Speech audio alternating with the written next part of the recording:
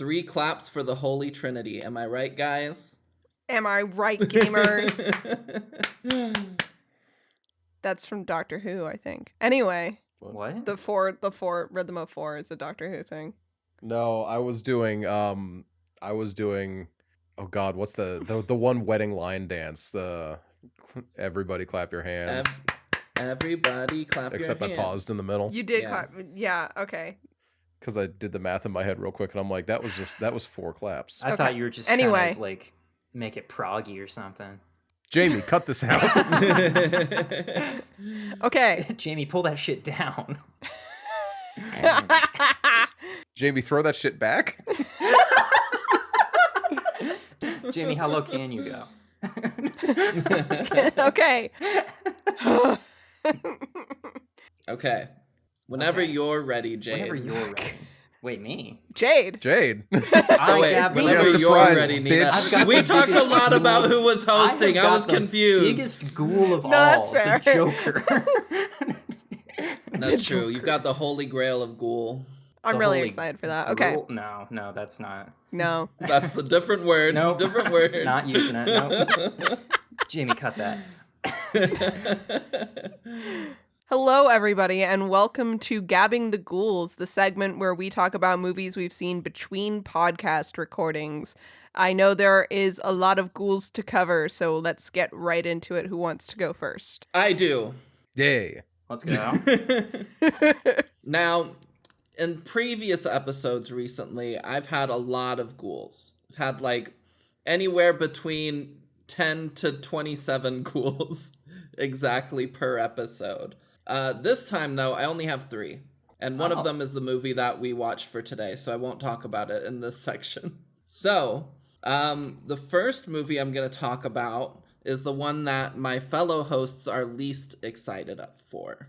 So, I watched a new Netflix movie called It's What's Inside. Oh, I heard good things about this one. It's very good. I had an incredible time with it. Basically, these friends are reuniting for their friend's like bachelor party the night before his wedding, and they invite an old friend that none of them have talked to in years that they had like a big falling out with, and he was like the big like board game guy in their friend group before, and this time he brings like a machine, and the machine causes you to switch bodies with people.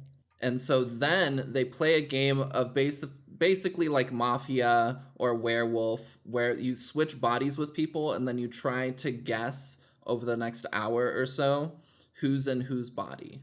And then they do more rounds and things, and then things kind of go off the rails. This is one of those movies that don't learn anything beyond the basic premise because it's just a really fun ride. But I gave it 4 out of 5 stars. That sounds fun. Highly enjoyed. It's actually a really good Netflix movie. So keep on the lookout. If you want something fun to watch, check it out. The other movie that I know everybody's excited to hear my opinions on, everybody's at the edge of their seats, if I may say so. You can't see them. I can see them. They're at the edge of their seats. It's VHS Beyond. Oh, yeah. I almost watched that this morning. Oh, and then yeah? I knew Nina would actually murder me I would if have I been watched sad. it alone. I would have been a little bit upsetty. Well, good thing you didn't, so you can hear my unfiltered opinions as the biggest VHS fan On of the podcast. our hosts. Yeah. Yeah. Now, just for my personal reasonings, you've seen the whole new trilogy, right? Nope. Oh, shit. Okay, cool. So you saw the first one And that's and So- beyond. We watched... Nothing in between. Wild. Well, here's a point. We watched the first VHS for the podcast a while back, Yes. Right. Yep. and I wasn't hugely into it. No. Nope. No. That's fair. Later on, I would say maybe about 4 or 5 months ago, I tried watching, I think, VHS 2, Oh, okay. and I stopped like midway through because I didn't like it. Okay. It's not my favorite either. Yeah, so, VHS 2 a lot. 94 and I have is my seen favorite. no others, so just reiterating, I'm the biggest VHS fan of the podcast. Right, yeah. So true. Honestly. Obviously. But I really enjoyed this one. Hell Surprise, yes! surprise. I All right. really liked it. There's maybe one sketch that I like didn't like. It's number 3 for those of you out there, but overall, I had a fantastic time with it. I think I've kind of turned a new leaf a little bit Yeah. over bad horror films. I talked previously about Mike Flanagan's podcast, where he talks to directors and then they'll like watch the movie together and like do a director's commentary and then like debrief. And in his episode where he was talking with Radio Silence, they were talking about like horror movie passion projects and how whenever a horror movie is made, it's kind of a little miracle because they're really hard to get made. And like a lot of times horror movies are just people really trying to get things working, and they're very much passion projects and all of this stuff. And specifically they talked about the VHS series where they were like, it's great because this is an opportunity where we just get to go like extremely low budgets and just like have fun making the wackiest shit we think we can make. And I was like, okay, so I should stop looking at some of these lower budget or like even older horror films as like them trying to reach the peaks of cinema or anything, and more look at them as just, these are just guys like having fun and making bullshit. So watching this, I was very much in that mentality. And I think the first 2 segments, if I was looking at them as like high art or anything, or as like them trying to make the best horror something ever, I'd be like pretty critical of it. But with my just like fun brain, I had a great time with them. And then the last 2 segments, if you know, you know, I loved. One of them being Kate Siegel's. The other one being very excited to see it. The other one being Justin Long's, whose is very fucked up. But I've heard that it's really good, and a lot of people are, their whole review of it is, damn, Justin, Tusk really did a number on you. yeah, basically. I'm so excited. But it's a great time. I gave it 3.5 stars. I wanted to rate it higher because it ended on like my 2 favorite segments. But then I kind of like had to sit back and be like, the other 3 like were okay for me, to one of them I just didn't like. And so It's so hard to rate anthologies because it like is. genuinely with VHS 94, 2 of the shorts are like some of my favorite horror media I have ever consumed. The first one and the last one specifically are 2 of like, they stick with me and I think about them often. Yeah. And then the ones in the middle are just like, eh. Yeah. They're good. They're not bad. They're great for what they are. But compared to the first and the last one, it's like that kind of brings the whole thing down. Yeah, I feel it. I still am thinking a lot about the last 2 segments. And like I'm the so wraparound segment is also good.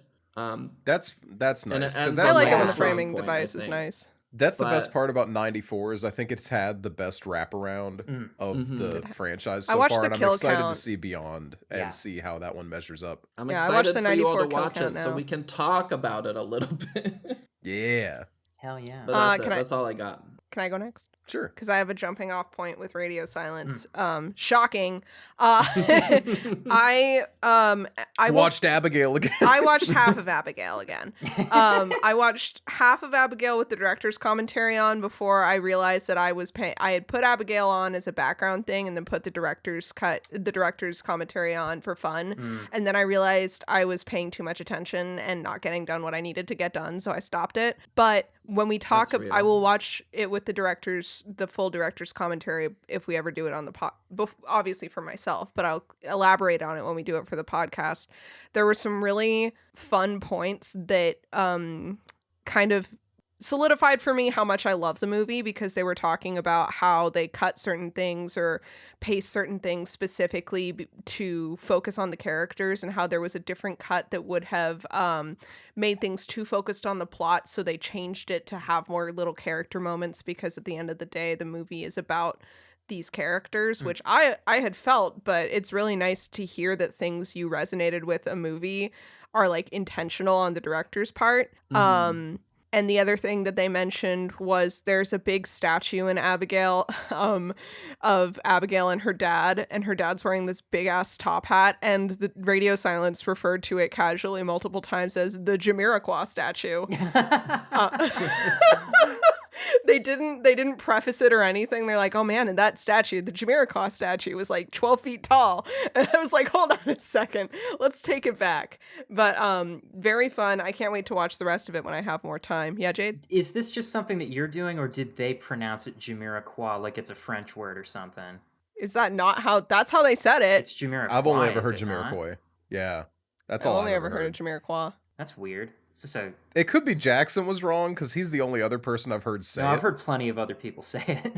Maybe it's Jamiroquai and I'm wrong. I Interesting. did say Coppola instead of Coppola until just today. That's true. For- That's true. Just 20 minutes ago. Just 20 minutes ago. Anyway, speaking of Abigail, speaking of Dan Stevens, I also watched The Guest, which I would love to talk about on the podcast sometime. It's a 2014 movie. It's directed by Adam Wingard, who did a lot of the stuff I didn't like about VHS 1. And who also did a couple other movies I've seen and did not like. He did the Death Note movie for Netflix, for instance. Yeah, okay. I was of the opinion that I just fucking hated this guy. I had a pretty negative opinion of him. And his writer, I think Scott Barrett, who also did some VHS stuff. They did the Framing Device that we did not like. Yeah. So went into this one because an artist I'm working with mentioned that she had watched it and recommended it. So I'm like, okay. And then I watched it and it was really fun. And the main thing that I noted was whoever was in charge of shooting Dan Stevens and editing this and everyone kind of worked together to acknowledge that Dan Stevens is just really, really hot. The movie just is like, this guy is really hot and we're not going to pretend he's not. And I really appreciated a lot of that. So fun movie. I won't say anything about it because I think it's good if you don't really know what you're getting into. Micah Monroe's in it as well, and she was great. Ooh. So overall, one that I had flown under my radar, but really enjoyed it. I think I gave it a 4 out of 5 on Letterboxd. I'm sure Dan Stevens had to beat off a lot of other guys for that role. I mean, who's to say he didn't want to? Do you all know about that? No. He was being interviewed on like a British news segment, and the newscaster was like, they were talking about some movie he was in, and she was like, oh, you must have had to beat off a lot of other men for the role. And he's just like trying to keep it together, but is laughing. She's like, what, did I say something? He's like, no. And she was like, yeah, I mean, you had to have beat off a lot of people. And he's just like losing Oh my God. It's so funny. You know, 1 or 2 people. I always forget that he's British until he's in like interview segments because he does every like dialect he has to do for American movie season pretty darn well. So I think The Guest is the first one where I feel like he might have lost it at certain points and kind of slipped into a really like neutral accent where Because he was doing New York. well, no, early on in the film he's like Texan or like Southern. And then at some point he just stops. He So was hiding his Brooklyn accent. It was meta, Nina. that was Abigail. I'm talking about The Guest. Oh, whatever. In Abigail, he's pretty consistently. The interview was literally for The Guest. This is Oh, hilarious. that's so funny. Oh my God. I'll have to I'm find gonna that. post it for you all later. Yeah. I wanna Thank see you. that. Okay, I watched a couple others that I'd like to talk about. Yeah. I watched Ravenous, which is a 90s horror western with a lot of really recognizable actors that I was surprised to see. It's really interesting and fun. I think the first third of the film is impeccable and gorgeous and well done. And then I think it gets a little repetitive and kind of loses momentum for the ending. But I still think it's worth watching, especially because horror westerns are so rare and the ones that do exist are not like well regarded for the most part. So yeah, would recommend Ravenous. I gave it a 3.5. And then I watched As Nice. Above, So Below with Noah. Nice. This is my first time watching this one. I really enjoyed a lot of it. I think the only thing I will be honest I repeatedly was frustrated with is I found the main character insufferable. But other than that, I think the whole thing was some of the best found footage that I've seen. Very fun. Ooh. Yeah. Spooky. We also watched Megalopolis. I don't really want to talk about that one. I liked You it. think you're able to plow through the riches of my Emersonian mind? Or My whatever. I keep Emersonian seeing that on mind TikTok. entitles It's me? so Such a good Go line. back to the Entitles me. club. I have got to watch Yeah, this no, I movie. liked it. That's all I'll say is I didn't think I liked it until I came out of the theater and was seeing other people's reactions to it online. And I realized that while I don't know that I liked it that much, I definitely liked it better than 99% of the people online who I'm seeing talk about it. I've been blocking people who are just like windmill dunking how much they hate it. It's like It's not. it's not as bad as like people are like, this is a 1 out of 10 worst movie I've ever seen. I'm like, you need to watch step outside worse and watch a movies. You need to second watch a movie, couple other man. movies. That's Yeah. ridiculous. If all you've ever seen is whatever movie you think is the best and Megalopolis, you gotta see a third movie in there because there's no fucking world Megalopolis is the worst movie you've ever seen. I don't think you have to like it, No. but it's not. And the thing that I'll like stop. I don't want to talk about that on the podcast. yeah, we can talk about it some other time. Other things, it's not on my letterbox because I didn't finish it. We went to see The Substance. Jade and Noah and I did. Yeah. And I walked out 35 minutes from the end because a man in our row was guffawing very This fucking loudly guy. Oh my god. at really sensitive parts that just confirmed that he did not empathize with the struggles the movie was depicting as far as women's aging and commodification of women's bodies in Hollywood. The Substance has a lot to say, and this guy did not want to hear it, and he was ruining the movie for me. Yeah. So I left the theater and therefore did not rate it on Letterboxd. What I saw the first like fucking hour and 45 to 2 hours, because it's a long movie, was great, and I loved it, and I can't wait to it's not that long, I lied. It is 2 hours 20 minutes. That's long. That's as hell. long. Okay, yeah. So yeah, I was right then. Yeah. Yeah. What I did see was incredible, and some of the body horror made me rethink how I write. But I will not give a rating or anything until I've managed to catch a viewing that's not torturous. And what's really frustrating is I saw a lot of people on TikTok and on Twitter talking about how this is like a phenomenon that was happening in several theaters where there would just be men, and I mean it when I say men, laughing through parts of this movie that were not meant to be laughed at. So Yeah. it's very fucking frustrating, but I think that speaks to the movie hitting on something.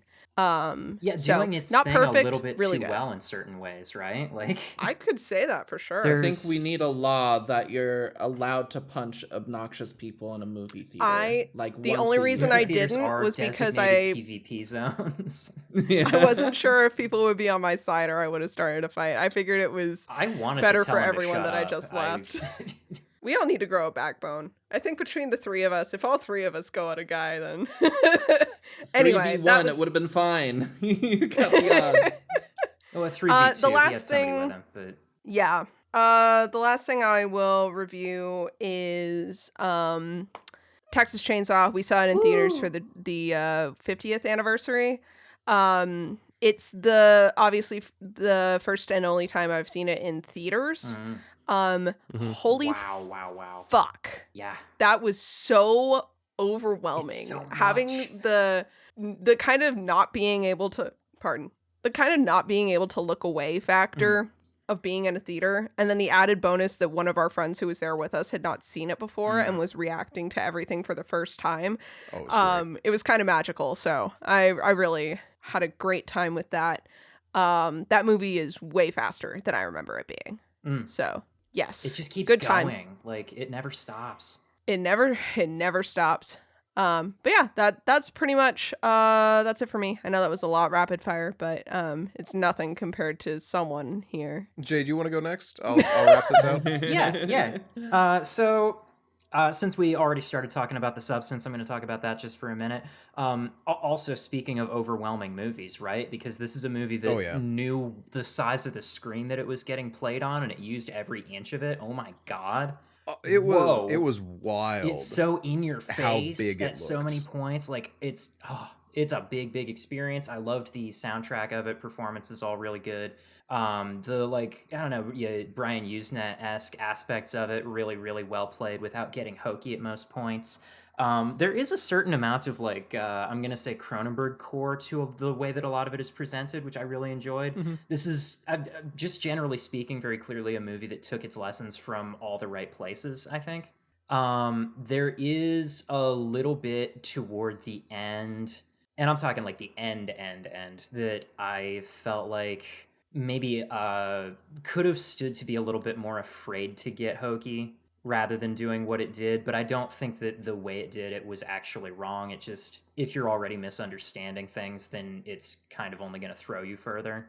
Yeah. Is all. I don't. Wait, which one are you talking about right now? The substance. Okay, that's what I thought. Just wanted to double check. Yeah, there's. We'll check talk about it back when out. you've seen it, but Okay, cool. overall though, like fucking loved it. Oh my god, really good.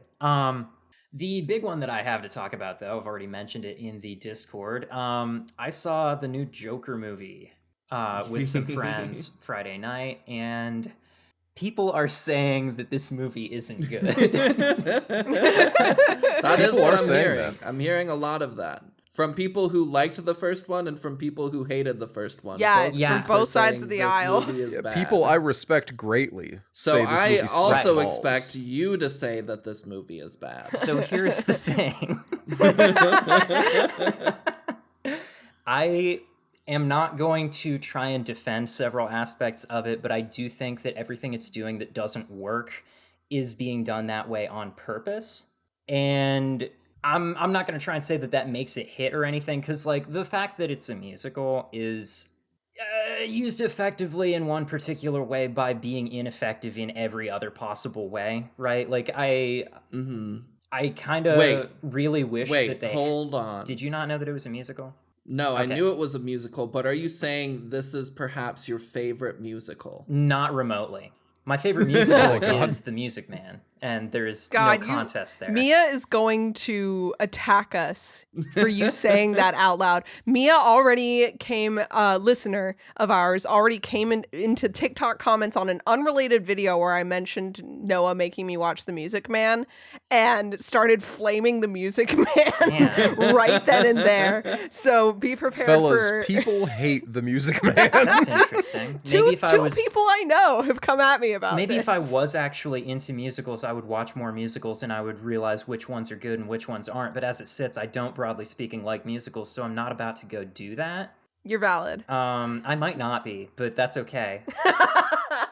I think the musical aspects of the new Joker movie are the weakest and worst parts of the movie, and I do not like them whatsoever. I think when they cast Lady Gaga, they were doing it because they wanted somebody who could sing and not for any of the reasons that could have made her actually a good pick for Harley. Speaking of my complaints about this movie, Harley, and not in a get women out of my Joker movie way, but in a if you're going to have this character, why not have this character kind of way? They flattened her. That is bad. something I've It's heard not, unanimously.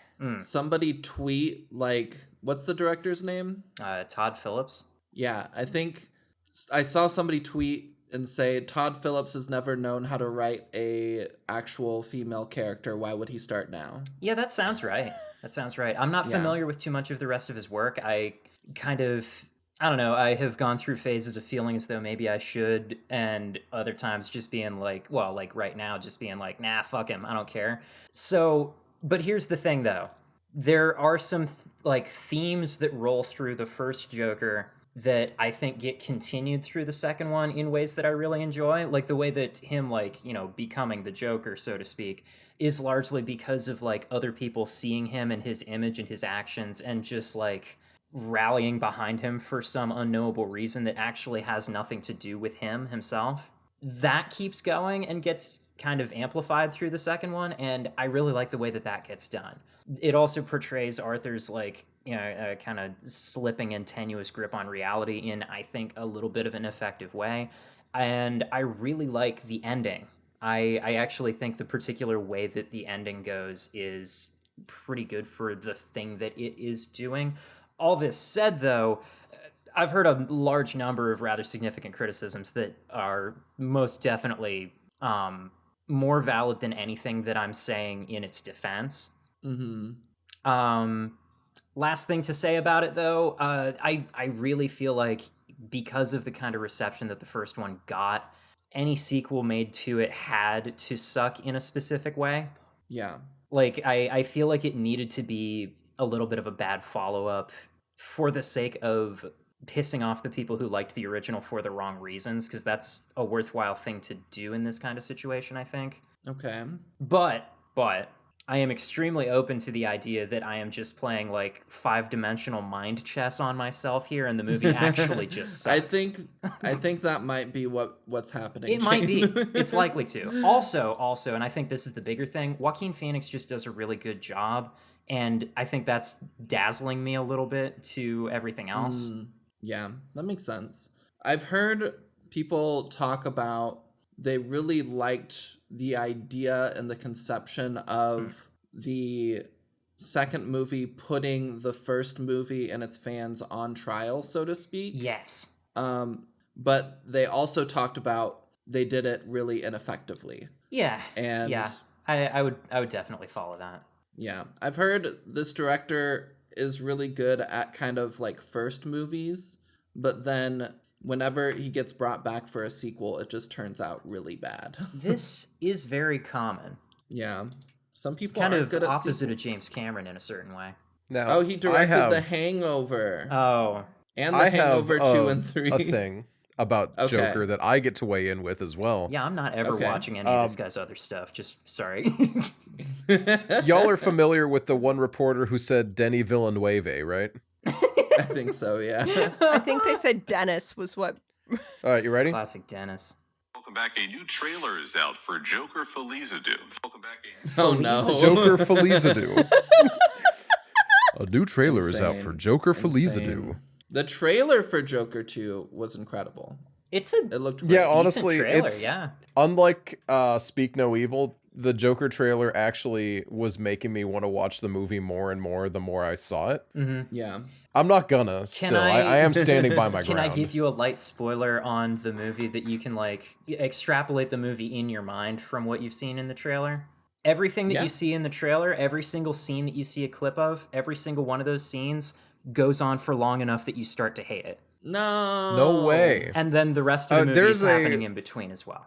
There is a director or not a director, there is a reviewer who I trust a lot, who, let's see, Jeff Zhang said, I can't help but admire Joker 2, a movie that purposefully turns on an at least 3-star layup, Lady Gaga as Harley Quinn, the musical, into a 1-star turd.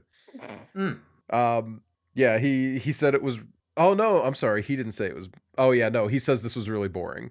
He didn't like the first Joker, but at least it was not boring. His words. Yeah, that's good criticism of this movie, I'd say.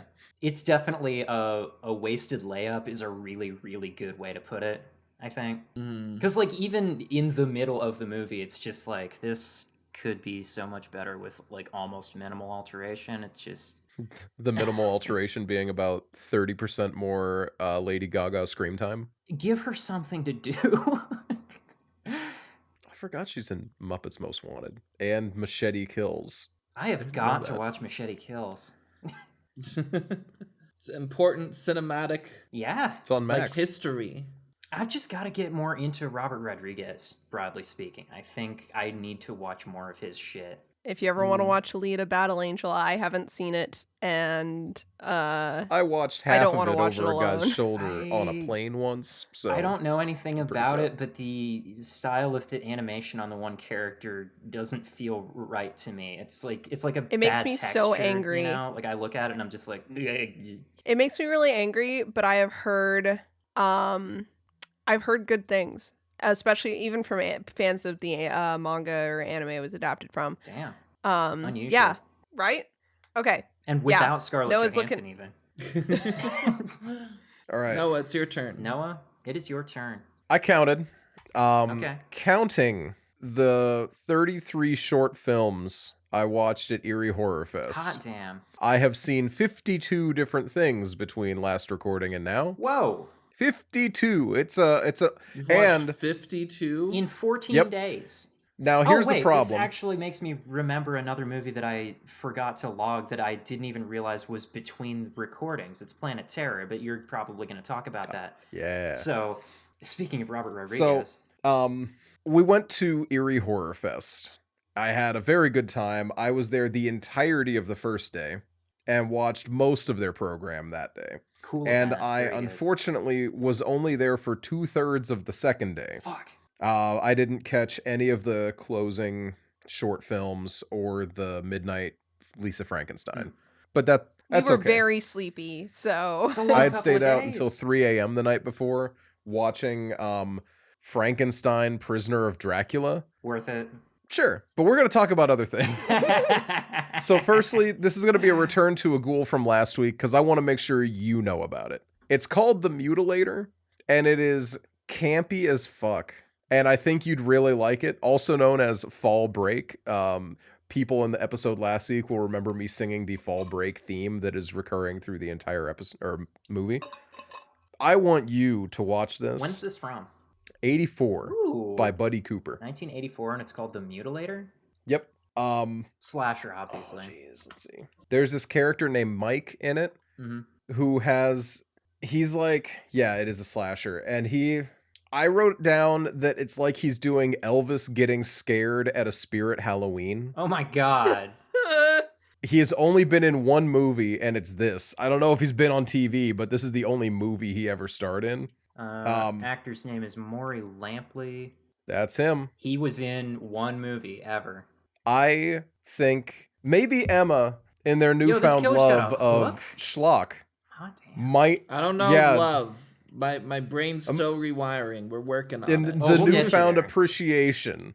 But this is a truly insanely weird experience. Hell yeah.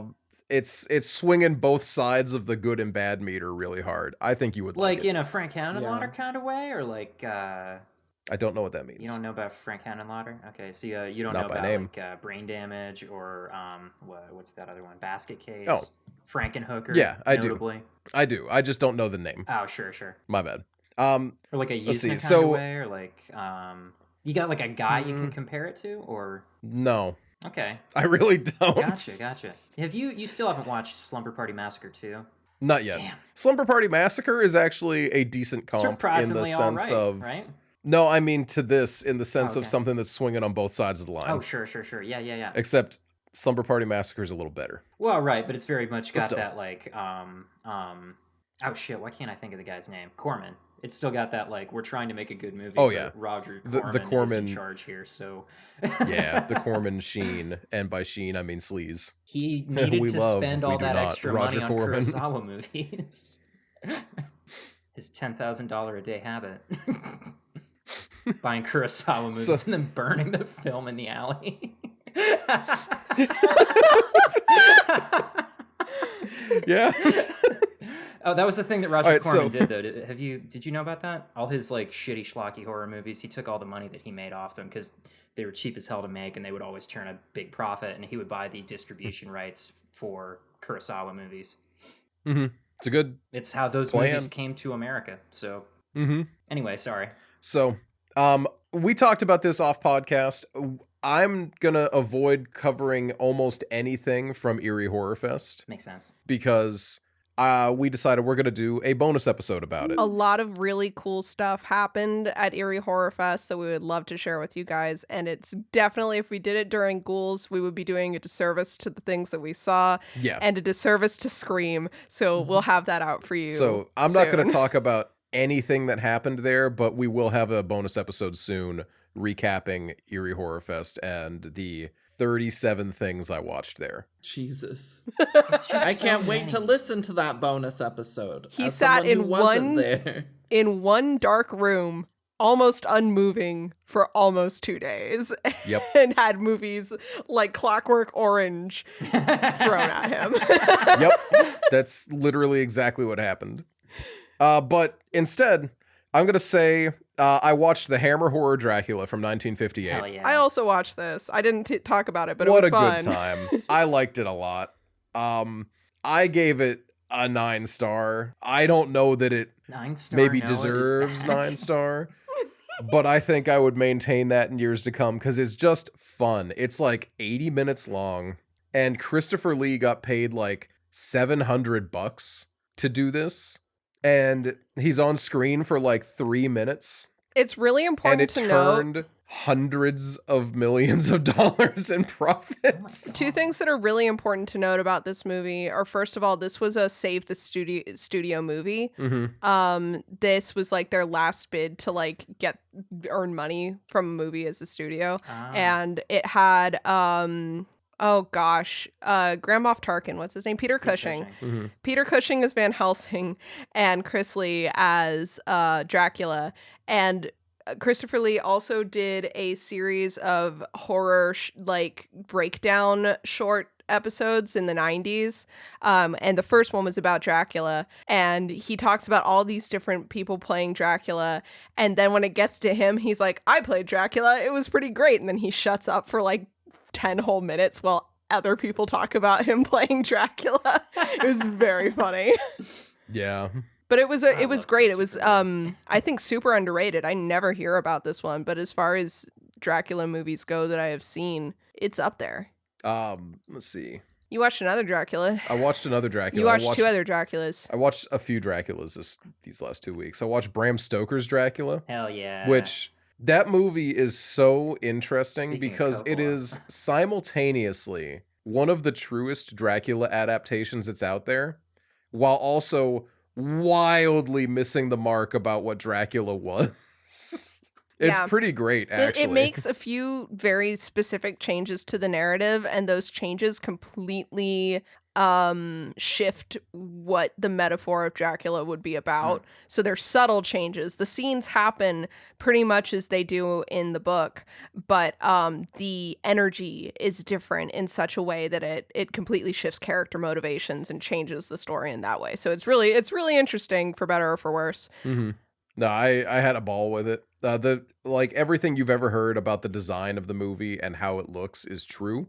Watching that and then watching Megalopolis was so funny because a lot of the problems that people of the time had with Bram Stoker's Dracula, because the Chris Lee talking about horror thing was from the 90s and came out just after it was so funny. Bram Stoker's Dracula.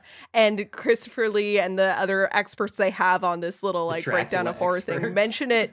They mention it very, very, very shortly for a brand new Dracula movie. They're like, they made Dracula too cuddly and we hated it. Yeah. All these guys who played classic, like, opera caller Dracula, they're like, we fucking hate the new guy. What the hell is wrong with that? What's up with that? He doesn't have it in him. It was so funny to see that and then go watch Megalopolis and see the response to that and be like, wow, this is pretty much exactly the fucking same. It was so never funny. like a new Coppola movie. It's kind of true, is the thing. They like him in hindsight. They don't like him when he's working. Let's bullet point again. Planet Terror fucking rocked, by the way. God, right? Oh my God. I had a great time with Planet Terror. Speaking of Robert Rodriguez earlier, hot damn. So fun. Really Stupid wild as hell. time. There was a bit in the middle because we watched the extended version. Because the regular version is in the Grindhouse set along with Death Proof. And they are both shortened versions of the films to cut the whole thing to about like 3 hours long, 2.5 hours long with intermission ads. Maybe longer. I don't know. And I kept leaning over to Jade and going, because I was not sober during this movie whatsoever. Neither was I was very much I could hear gone. them. I got home from work while they were watching it and the windows were open and I could hear them giggling the entire walk up to the door. Yeah. The movie's funny. So I had heard somebody say on a podcast once, it's like there's a missing reel of film in the movie. I thought that meant that the movie jumped through its plot points too quickly. No. Nope. There is a joke in the middle of the movie where it says film reel missing, and then it jumps to it and the entire town is on fire, overrun with zombies. Oh my god. And it is also, I didn't know it was a zombie movie. I did not know that it was a great. zombie movie. That was pretty fantastic. I really do heavily recommend checking that one out. It's so fun. It's stupid as shit. It's got a handful of actors Bruce from Lost. Willis. I was gonna say there's a few Lost actors in Love there. seeing Bruce that. Willis is in there, just being a real like dweeb. Yeah. I don't know. It's a lot of fun. It rides the line of camp where it definitely is, but Yeah. it's so earnest about it that It's like not it looking kind of into the camera bypasses all being the time camp. about it. No, Yeah, like it's not. It's like everyone's playing it so straight, and that's part of what makes it great. Mhm. Also, Josh Brolin is the most evil white coat doctor since Reanimator Herbert West. Sorry, not Herbert. Oh my god, Moon. can you imagine Herbert Moon Reanimator? Herbert, please. I know it's Lovecraft, but stop being this racist. The story is exactly the same. Herbert just talks more. He fights in the Civil War instead of World War One. Exactly. Writes itself. Nina and I watched 300. I didn't talk about this Yeah? one because I didn't like it. It's stupid. Nina did not like it. It's It's fun enough okay. for like what it is, but like if you're not after that, I didn't then, even find it to have that much value. No? Okay. I'm I gonna be haven't so watched it in for a long real. time, so If Well, there are here- no Zack Snyder haters left in this world, I'm dead. interesting. That's I'm starting to be on that incredibly train. real, I honestly. hadn't really seen that much of his stuff, so I was leaving him with perhaps a little more benefit of the doubt than he deserved. So I can say now, having seen the movie everyone says is one of the good ones, that I just, I don't really like it. I felt a lot of the going from that, which was kind of this foggy, low saturated, like fever dream, to going to Megalopolis, to mention Megalopolis again. I was stunned when it comes down to two movies that have these really naive takes on like past empires. That the difference really comes down to the fact that Megalopolis watches like a play and 300 watches like a comic book, and that is really detracting from 300. That so many of the shots look like they're supposed to look good in one picture, like, but they mean that the characters are making stupid decisions. Like, what do you mean you're launching one man? What do you mean you're dumping down a pile of corpses onto one guy? This is so stupid. But that's me. That's me being a hater. I will admit that. So that's why I didn't bring it up for my ghouls. But since we're talking about it, I'll say I did not care for 300. So valid. Yeah. Yeah. I think it's one of those things where I think back to how wildly popular 300 It was was in huge. the church circuit. Yeah. And I think like It's the maybe it wasn't all homoeroticism. church Let's call circuit. it what it is. It's the homoeroticism. Well, that's what confuses me is like everything about this movie, including like the amount of like nudity in it, should have cut this out of the specific church groups that really attach to it. But Was the this a general thing fascism or is just there. the group that we were with? And that's what I'm wondering. Because I have no idea. And if it's the group we were with, it definitely shouldn't have made the cut. But also it makes in my sense opinion. in a certain way. Exactly, Yeah. because of the It's fascism. the fascism and the homoeroticism. But it's wild how much I remember thinking this movie was pretty decent to dropping it down to I don't know why I bothered spending $2 on this movie. My take on it has, I think, pretty consistently always been that it's stupid as shit, but like fun. Is it not as fun as I remember it being? It was less fun this time. That makes sense. It's not like I gave it a 2.5 out of 5, right? It's not terrible, Could be but worse. like, you know what is great though? Over the Garden Wall. I love Over the Garden I've still Wall. never seen it. What a good fucking thing. It's so good. It's on I can't Hulu right now. believe you haven't forced Jade to watch it. Yeah, Nina. I'm not the arbiter of Jade's fate, so. Wow. I can't believe Becca hasn't forced Okay. Jade to watch it. I don't know that Becca's watched it either. I was gonna say, I bet Becca hasn't seen it. I can't believe God hasn't made Becca watch it. If God were capable So of making true. her do things, We'd be in a very different life situation. Last one I'm going to touch today. No, there's a couple things I'm going to do. I watched Spirit Halloween, the movie that came out in 2022. Sorry to hear that. It Wait, is there's a movie about the store Spirit Halloween? where they don't say the word Spirit Halloween. They call it the Halloween Megastore, What? but they don't say Spirit Halloween. Interesting. It's shot. It looks like, remember that like trend of this was shot on an iPhone, if you can believe it, and then half the time You watch it and you're like, this yeah, looks there's like it was shot legitimately on an movies that do look iPhone. great. But yeah, the rest of the time it looks like something shot on an iPhone. That was a feeling I had during this. It's clearly shot on real cameras, but it's clearly shot on real nice digital cameras that are digital cameras. Yeah. 2020 you know, shit you cinema just- really has a specific look to it. Yeah. Because high grade cameras are more available than ever. Mhm. And people And they focus do themselves not for you, so... And I was to say, focus themselves for you, and people are not going to learn how to work with these things to make them look good because they are more available than ever, which is great for the indie scene. And it is not great for people who are just getting picked up to direct the Spirit Halloween movie. Yeah. Let me actually, before I slander too hard, okay, yeah, I maintain my opinion. This guy has only done that movie, and he did the cinematography for Joker 2. something God. else. So, yeah. Anyway, not great, but it did also feel like a Disney Channel horror movie. Ugh. It was kind of fun in that regard. Sure. But not great. Still love As Above, So Below. Really good time. Really enjoyed it. The New York Ripper. Lucio Fulci. I decided it was time for me to finally watch The New York Ripper, directed by Lucio Fulci. And I think, Yeah. bear with me Uh-huh. here, there is something so deeply interesting about this era of sleazy New York that I don't know how to convey in a normal way that it makes me not nostalgic for it, because I don't want it to come back, But I do sit here going, damn, that's crazy that we are never going to see that New York ever again. Mm-hmm. I don't know what it is about it.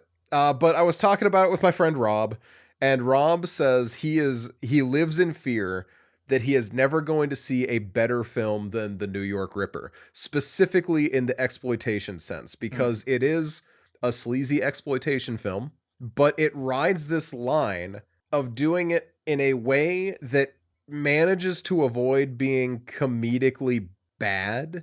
You know what I mean? It's like, it's actually like, it doesn't, it's sleazy, but it doesn't feel dirty sleazy in the same way that a lot of other sleazy exploitation movies do. It doesn't get boring.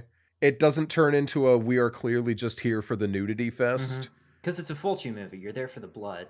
Exactly. And it manages that balance really well. And I don't know what it is about it, but it is incredibly compelling to me in that regard. And I don't know. I really, really liked it. Also, it's funny that the movie plays its B plot, which is, no, not the B plot, its main plot of there is a killer hunting down women who have sex in New York City. That is the detective plot of the movie. It's a big job. Now, the problem is... long-term project. It is immediately established that the killer in question talks in the world's worst, like, Donald Duck voice. They play up constantly in dialogue the fact that he sounds exactly like Donald Duck, but then you hear him and he doesn't. And so here's what the guy sounds like. He comes on and he just talks like this. Quack, quack, quack, quack, quack, quack. That sounds exactly like Donald Duck. What are you talking about? Yeah. Oh, thank you. But like he puts on this scratchy high voice and quacks, and that's it. But he's described as having a quacking way of speaking where he sounds like a duck. So I'm like, what the fuck? Can't wait to hear what a quacking way of speaking is. No, it's just a guy who quacks. Yeah. That's what they're saying. He just quacks. Anyway, yeah, good time. That one is definitely not one of those ones that I'm necessarily going to recommend to anyone, No. but That's the other thing with Fulci. yeah, you gotta know your limits. Nina, did you want to talk about Tales from the Hood? I already did, didn't I? Did I not? I don't think No. so. Oh, I said we were going to talk about it more. I believe you had told me that was the only one you had wanted to talk about from yeah. Horror Fest. Oh, yeah. Yeah, okay. Yeah, the movie itself, but not the thing with the director, because that waits for the bones. Yes. It's really good. Yep. It's really, and this is something I will reference some of the stuff that the director said.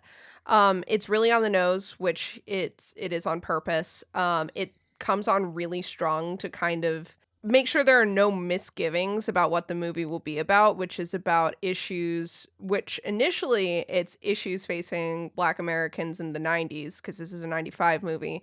Unfortunately, nothing has changed. So It is still just a movie about issues, it is a movie about issues facing Black Americans that have been around since at least the 90s, but we know it's been longer than that. The acting's incredible, the special effects are incredible. I think there's like, it's an anthology. There's like the last short I had some thoughts about that. I think it's just that the conversation has evolved since the film was made in a lot of ways, but it's still like really well done. Yeah, just fun time. I got to go up and ask the director a question. That's the only thing I'll mention here. At I was like one of the last two people to ask questions. We were running out of time. And he had been spending most of the interview talking about social political stuff, so I felt a little bit silly, but I really wanted to know what his favorite special effect had been. And he said, this is not really a spoiler. He said everyone talks about the dolls, because there's a very stop motion heavy short involving dolls that is the standout as far as a viewer goes. But there was an earlier special effect where someone melts into a surface. Ooh. And he was talking about how the person he had do those effects had constructed this entire thing, and then they like melted it, and then they reversed the shot and all this stuff. And it was really, really cool to have that additional insight, because, you know, I'm always interested in especially 90s and 80s era practical effects. So that was really cool to get a little insight on that. So I really enjoyed it. It was upsetting how still pertinent everything is for a nearly 30-year-old movie. But other than that, good time.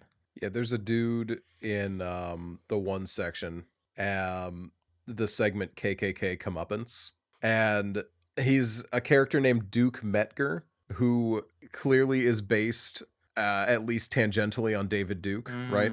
But he also has God's worst toupee and looks an awful lot like Donald Trump. And it's really... He says there's a moment where he gives this whole speech to the camera, and he says things that Trump is saying in his campaign. So that was kind of bone chilling, not gonna lie.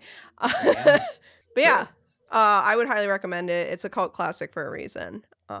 Very fun. Nice. I've been meaning to watch it for a good long while. Me too. That's why I was so excited that it not only would we be able to watch it in the theater, but we'd be able to hear from the director afterwards. So it's on Tubi right now.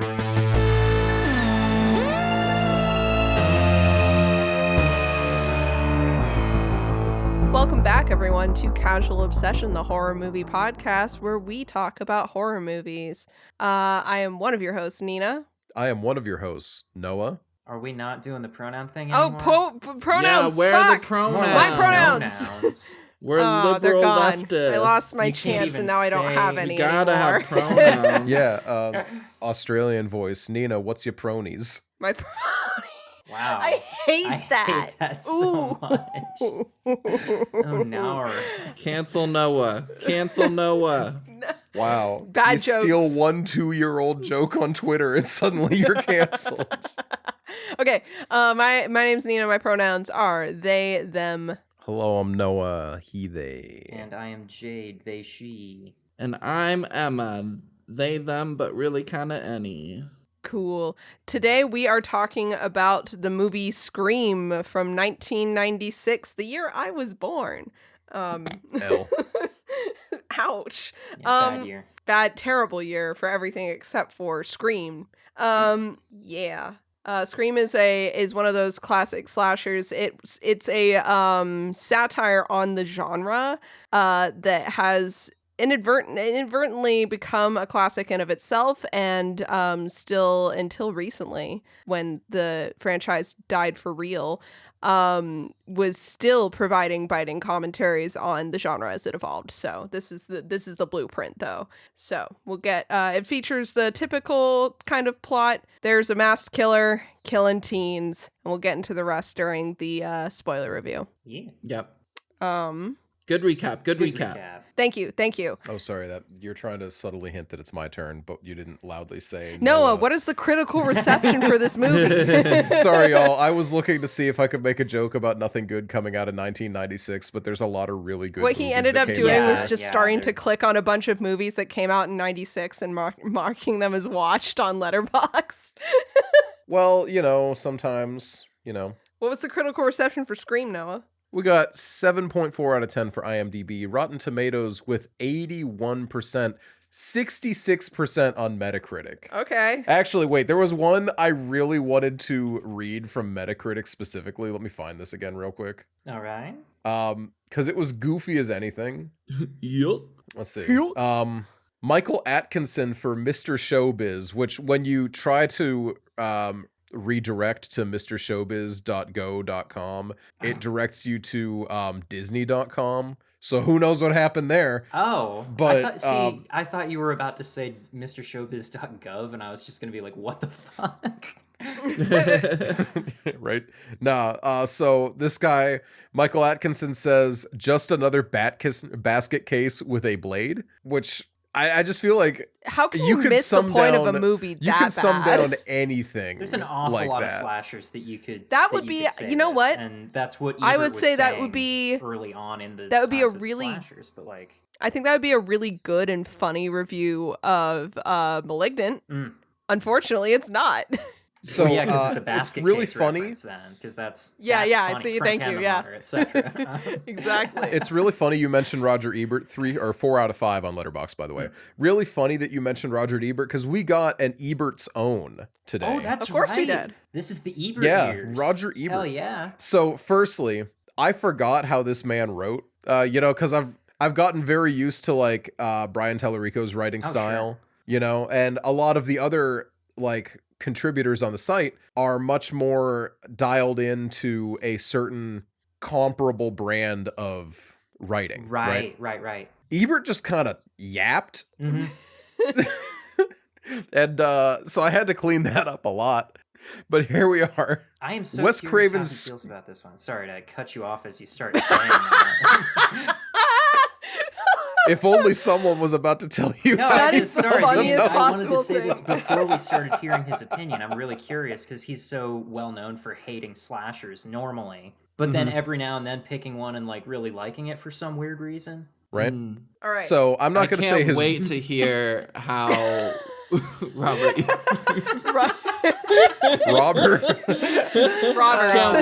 can't wait to hear how this guy feels about the movie. Well, I'm taking away the review. Go ahead and taking talk. away the rating because y'all can't behave, and I'll say it at the end now. Wes Craven's Scream violates one of the oldest rules in movie history. It's about characters who go to the movies. They've even heard of movie stars. They refer by name to Tom Cruise, Richard Gere, and Jamie Lee Curtis. They analyze motivations.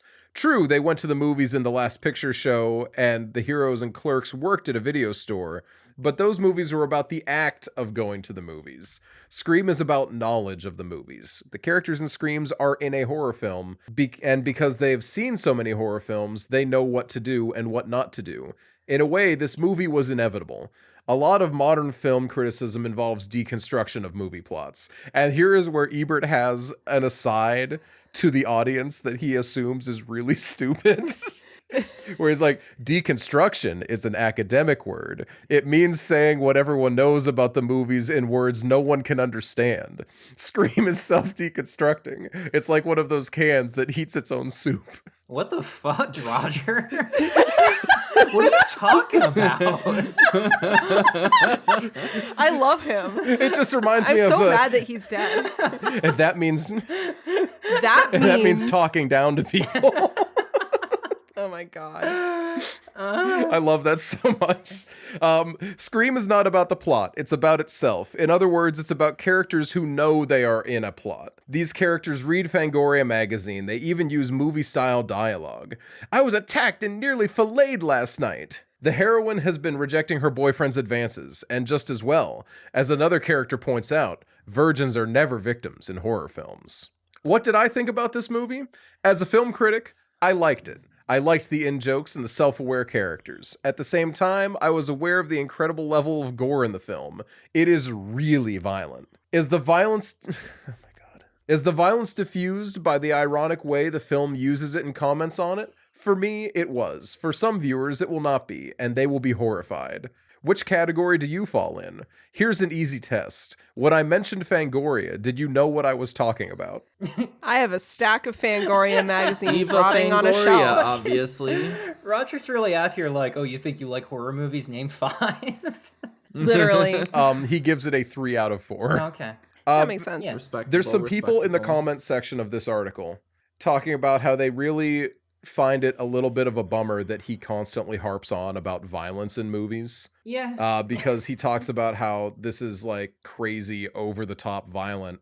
And I don't know that if you showed this to anyone today, with the exception of the opening scene, Yeah, which the is opening very scene violent. is heartbreaking. It's rough. But the rest of it, I don't necessarily think that you would say that this movie is horrifically, wildly violent. Yeah, they're like... Not enough to mention There's like a lot. that, at least. Not like that. The opening scene is a short film. Yeah. And then from that point on, it really tunes into what it's trying to say. Mhm. And I think because of that, the opening scene is the most horrific part of the movie. And then the rest of it, there's much less violence, and the violence that is there is played for laughs a lot of the time. So, but yeah, I think modern audiences have different sensibilities than 1996 audiences would have. Yep, I would agree. Yeah, plenty People of are out reasons for here that. calling certain things not even horror when like they're definitely gory as Scream or more. So thinking about Silence of the Lambs again, as I always am. Well, yeah, but it's- Silence of the Lambs not getting classed as a horror movie was largely just a political move so that it would be eligible to win awards. Blah, blah, blah. Blah blah blah, etc., etc. But it's an ongoing debate even today. Yeah, so it's dumb. It is. But more importantly here, I got a Twitter Brandon review. oh my god, of course we do. Ooh. Twitter. So I didn't bother looking up on his Twitter because he had a letterboxd review that I can copy paste here for us. Rewatch number who knows at this point. Skeet was always seen as the poor man's Johnny Depp, but not only is he hotter here as Billy Loomis than Depp has ever been, or than Depp ever was, but no Depp performance could ever come close to this. Matthew Lillard should have won supporting. Bisexual Brandon really jumping out on this one. Yeah. Yeah. Every once in a while, you know. Every once in a while, he does need to remind you, I'm bisexual, by the way. He's right though. He Yes, it's cle- true. I think he is dialing into something that I am also going to say, which is that every time I watch this movie, it gets gayer. Oh, absolutely. Yeah. It's like I always know it's gay. It's gay, and then I watch it. And I'm like, damn, this is way gayer than I remember it being. Yeah. But yeah, okay. So let's enough about the critics. Who cares about their opinions? Let's talk about us. All right, Nina, are you invoking host privilege or host's privilege? I'll host privilege first because I don't have a ton to say. Most of what I have to say, I'm really excited to talk about once we're done with the spoilers. I really like this movie. I don't know that it lands like a 10 out of 10 for me just because it's not like a comfort movie or anything for me. I just really enjoy it. So I'm probably going to give it like an 8 or a 9. It's really good. Yeah, I'll say a 9. Mm-hmm. It's a classic for a reason and it's really fun. No complaints here. Yeah, that sounds about right. I think that's what I'm doing as well. What really stuck out to me on this particular watch is that there's a handful of moments where the soundtrack is just going absolutely insane, but then the characters are all acting like way too casual for it. Like there's a real incongruence at certain points to where the characters are reacting to things versus how like the movie seems to be expecting it. It's very, very fun. It's very funny. Like the scene where she's at the locker and Every time the she's jump at scare the cues school, are playing. the music is insane. I love the amount of jump scare cues for like the audience that there are. Meanwhile, Sydney's just does not She's even give a just shit. going through it the whole time.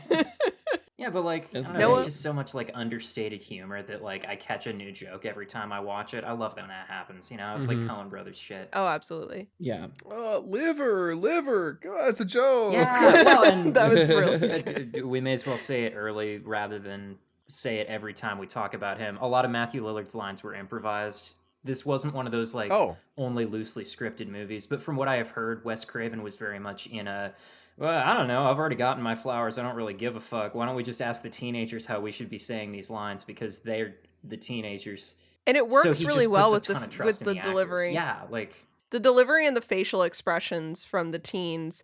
After watching so much Sons of Anarchy, where it's really clear that Kurt Sutter had a specific way he wanted his actors to say lines, and it just does not match the emotion of the scene. Watching something where the teens are just saying it, loved they're it. just out here doing shit for the whole movie. Yeah, it's great. Emma. I like this movie. Yeah. Hell yeah. Yeah. This is a classic, and I didn't watch it for the first time until after we started this podcast. It was like maybe a That few makes months sense. into us watching. I think after our first like /tober. Yeah. I believe all of you were talking about the Scream movies at one point, and I was like, oh, I want to watch those. And so I did. And I watched this first one and kind of immediately fell in love with the franchise and watched the rest of them. Really enjoyed the new ones, and then kind of fuck the production company now, which is really sad. Yeah. But this one, it's just so good. It's, as someone who watched it in more recent years, however, obviously looking back on older movies, there's especially like tentpole older movies that have influenced so much since they were created. Right. When you go back and watch them, you're like, this is good, but it's a bit basic. But at the time, it was like groundbreaking. And I can like, there are certain times where I can visualize or imagine myself watching it like in a movie theater, like during that time period, and seeing like how certain things and certain choices and what they did were like really revolutionary. But nowadays I look and I'm like, oh yeah, I've seen a lot of other movies do that sort of thing. Yeah, But it's it's like still, no, sorry. I was gonna say the Beatleification of it almost. Or exactly Yeah. like what we were talking about with Ebert being like, oh, it's so violent. And we're like, is it compared to stuff Yeah. we've seen recently? I wish he Yeah. was alive today so I could show him. I don't even know what, but I Talk would. to me. No, Terrifier. Oh, God. I want to. I oh want my to. god, he I would want to hate hear it. him shit can Terrifier because I know he'd hate it because it's like the Yeah. epitome of shit he'd hate. But Yeah. anyway, Emma, sorry, we interrupted. Yeah, good. No, you're perfect. So, yeah, I just, even with all of that in mind, it's just such a fun movie and it's such a good time. You can't help but be like, this is like such an instrumental classic for a reason. And I'm giving it an 8, but I enjoy it so much. And I'm I think only that's- giving it an 8 because like of recency bias, or not recency bias, but kind of the opposite of recency bias. Like everything I have seen recently hurts it because everything is so like impacted by Scream. And part of me just wants to give it the like 10 out of 10 because like it's a classic and it deserves to be a classic for a reason, and it was such like an important movie, but I'm just doing the 8. But it is incredible. And I'm right I there really with you. love it. I think that that's a really good way of putting it. That's exactly how I feel as well. That's why I'm glad that we did get the newer Scream movies, because they get to do similar things for the genre as it is now, which keeps the original Scream relevant, because we can look at it and see how it set the groundwork for the newer Screams to say some poignant shit about the current horror landscape that they wouldn't be able to say in this way if the original Scream didn't exist. So Yeah, I just hope that we get, because obviously the actors of 5 and 6 aren't tied to the franchise anymore. I hope we get Jenna Ortega back in some kind of horror like movie or franchise again someday, because I'm sure we she's will. just incredible. But Emma's yeah. acting like I've Beetlejuice noticed that- doesn't even exist. I don't know. It's not really horror. Not really. I've noticed that Radio Silence doesn't do it to the level that Mike Flanagan does, but Radio Silence does have their favorite actors that they pull in. So I'd love to see them work with Jenna Ortega again. That was the reason I went and saw Abigail initially, was that Melissa Barrera and Radio Silence were working together again after Scream, and she was she was my favorite part of the newer Scream movies. So I was like, I absolutely have to go see this for her. And then obviously Abigail ended up being so much more than that for me. So this yeah, is a total aside. Marissa, she has a new movie coming out soon. Oh right? yeah, she's in a romance. Yeah. I'm actually super interested in that one. It looks kind of goofy. I'm kind of here for it. It's called Your Monster for the listeners. It's a Beauty and the Beast retelling. I love it. I want to see it. But okay, I'm sorry. Wait, one more thing. I think it's funny.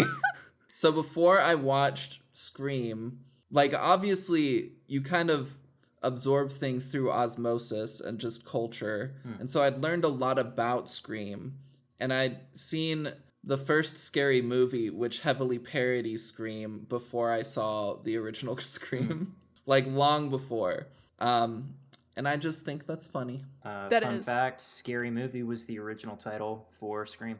That makes sense. Oh, That makes sense. does make sense. Okay, no, it's your turn now. I'm sorry. I'm really what's your excited to hear favorite Noah's Scream opinion movie? about Scream. I don't like this bit. I don't want to play anymore. Noah just left the room. No, he didn't. Slammed the door. I'm He's really starting to consider it now. Okay, I'm shutting up. Mike. this time I'm really gonna do it. Noah is burning down the studio right now. I'm hitting this with a 10. I really like Scream. It's one of those all-time put it on in the background and have a great time movies that you will always tune in, like you were saying earlier, to a new joke that you didn't catch before. This watching landed me in the camp of, respectfully to Neve Campbell, she's the weakest performance of all the leads in the entire movie. Yeah, a little bit. And that Ulrich, Lillard, Cox, and Arquette kill their roles, and then Neve Campbell's just like, hello. Is it Nev or Neve? Nev. Okay. And you're Sorry, saying this nothing is about another Rose one that I McGowan here? Hold on a second. No, she's also great. Okay. But she was dead by the time I wrote this note. Fair. And everyone else was alive. Fair.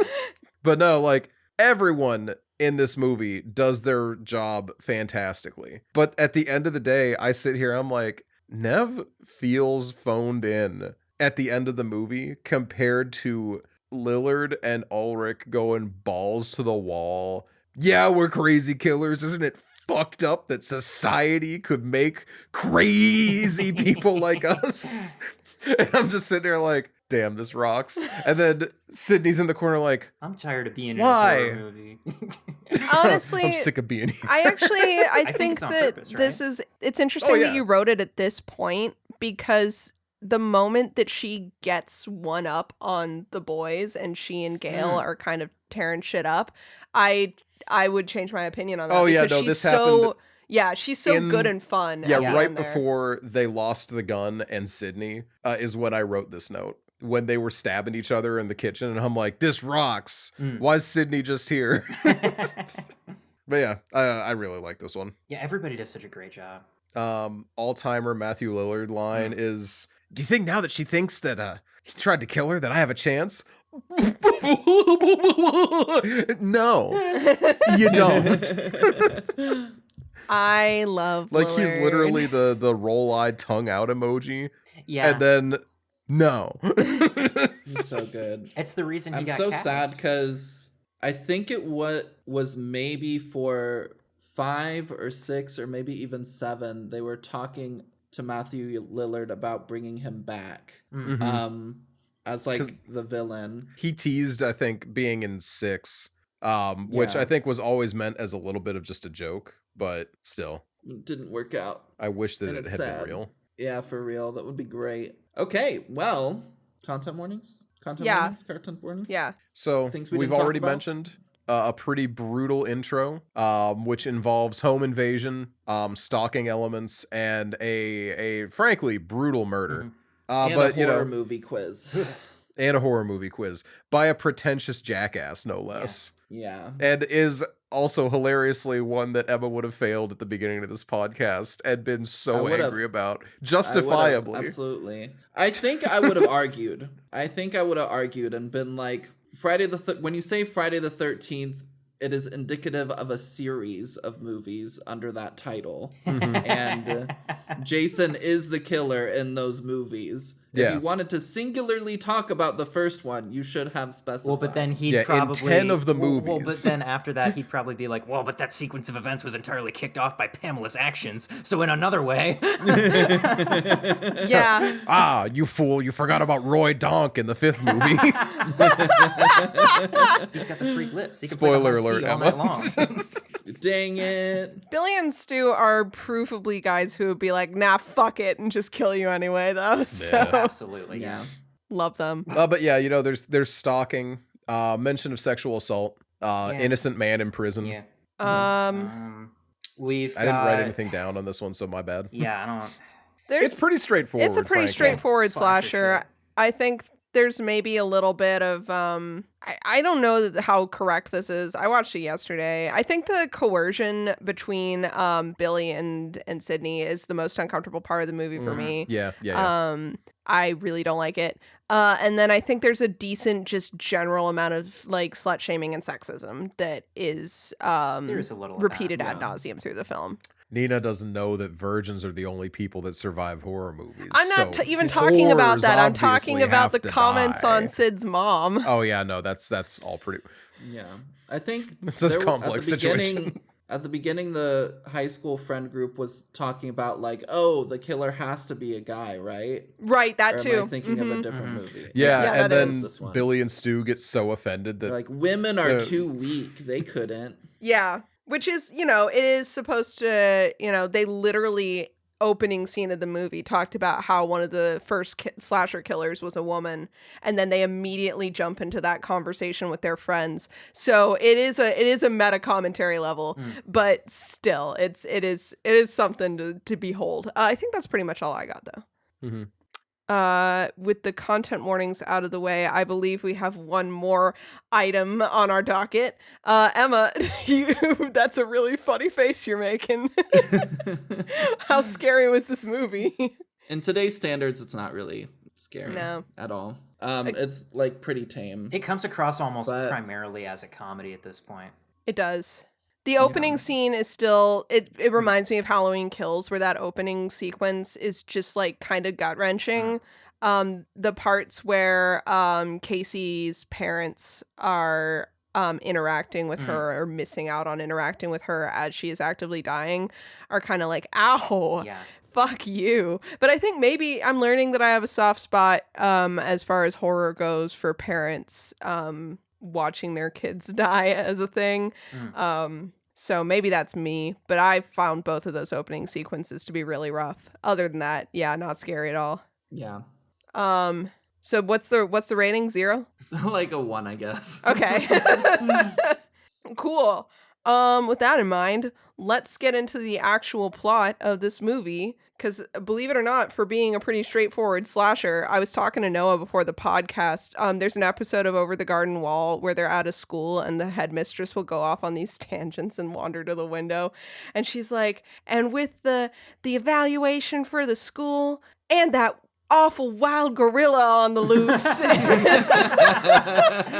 And that's how I feel about the Scream plot, is I'm like, yeah, this is a really straightforward slasher. And then you And actually also watch the the wild movie. gorilla on the list. And there's also like the wild gorilla on the And loose. his So name we'll is get the into Fonz.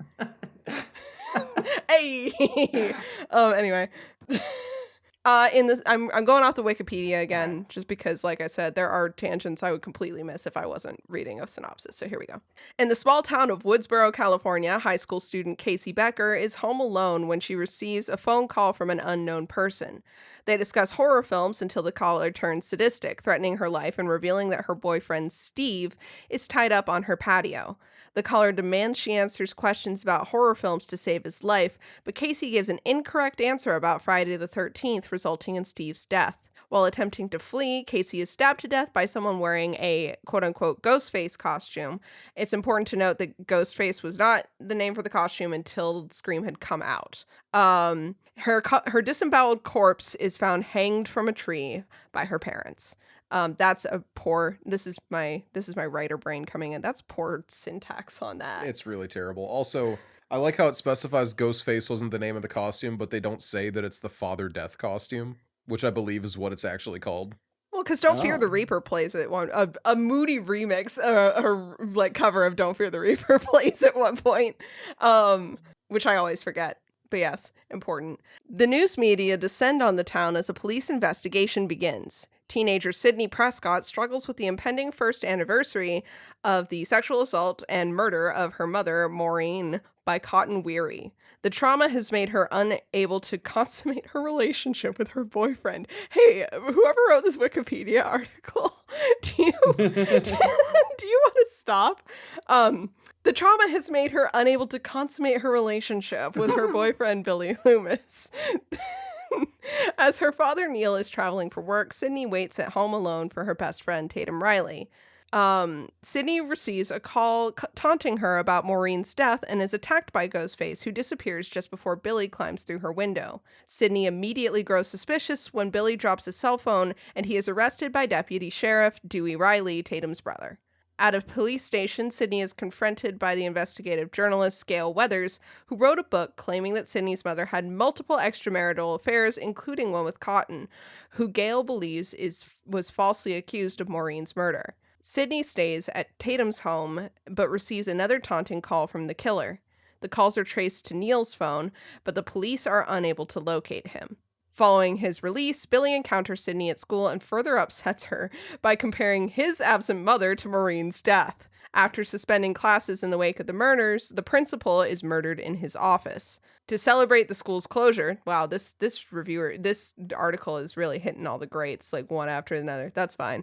To celebrate the school's closure, Stu Mocker, Tatum's boyfriend, hosts a party at his secluded home. Dewey and Gail keep watch on the party in case the killer strikes again. Tatum is isolated in the garage by Ghostface, who fatally crushes her with the garage door. This is where they're introducing Randy in this fucking synopsis, by the way. They just say, after Randy Meeks is made aware of the principal's murder. Randy in this situation is another member of the friend group who works at a video store and has an exhaustive knowledge of horror movies. After he learns that the principal was murdered, most of the partygoers leave to see his hanging body, the synopsis says, nearly running over Dewey and Gail and inadvertently leading them to Sydney's father's hidden car.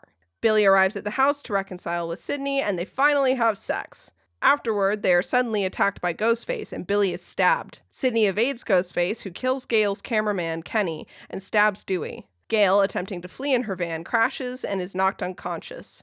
Sydney seeks refuge inside the house, locking Stu and Randy outside as they accuse each other of being the killer. A seemingly wounded Billy returns. He comes down the stairs from where he was stabbed and allows Randy inside before shooting him in the shoulder and revealing himself as the killer and Stu as his accomplice. Billy confesses they killed Maureen because of the discovery of her affair with his father that led to his mother's abandonment. The pair abducted Neil to frame him for their crimes and then proceed to stab each other to depict themselves as the last survivors. They are interrupted by Gail's return, allowing Sydney to incapacitate Billy and kill Stu by dropping a television set on his head. Billy nearly stabs Sydney but is shot by Gail. After Randy remarks that the horror film killers revive for a final scare, Billy tries to lunge at them, but Sydney kills him with a shot in the head. As dawn breaks, Neil is rescued, Dewey is taken away by an ambulance, and Gail provides an impromptu news report about the night's events. That is a really succinct synopsis from Wikipedia.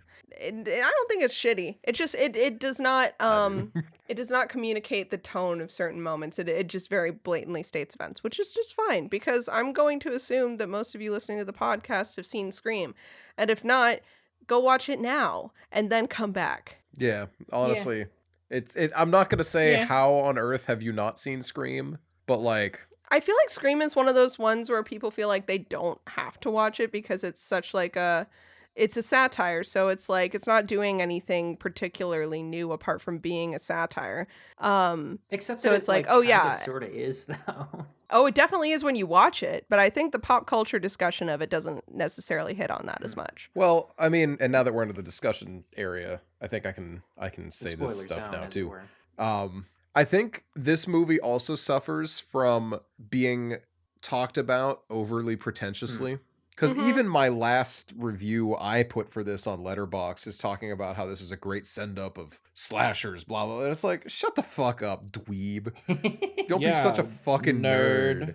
Exactly. And it's like, but I think a lot of people will hear conversation around the original Scream like that and be like, I don't need to waste my time on this.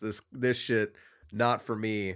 I'll just watch Michael Myers Halloween and the Cult of the Thorn or whatever the fuck and, have my fun there because some people are a little bit too heady Yeah. about Scream. Saying in ways that, satire makes it sound intellectual in a way that it is, but not like that. Well, and even so, people who aren't talking about it, or people will just, they attribute too much of, obviously the meta horror boom came from this, Yeah.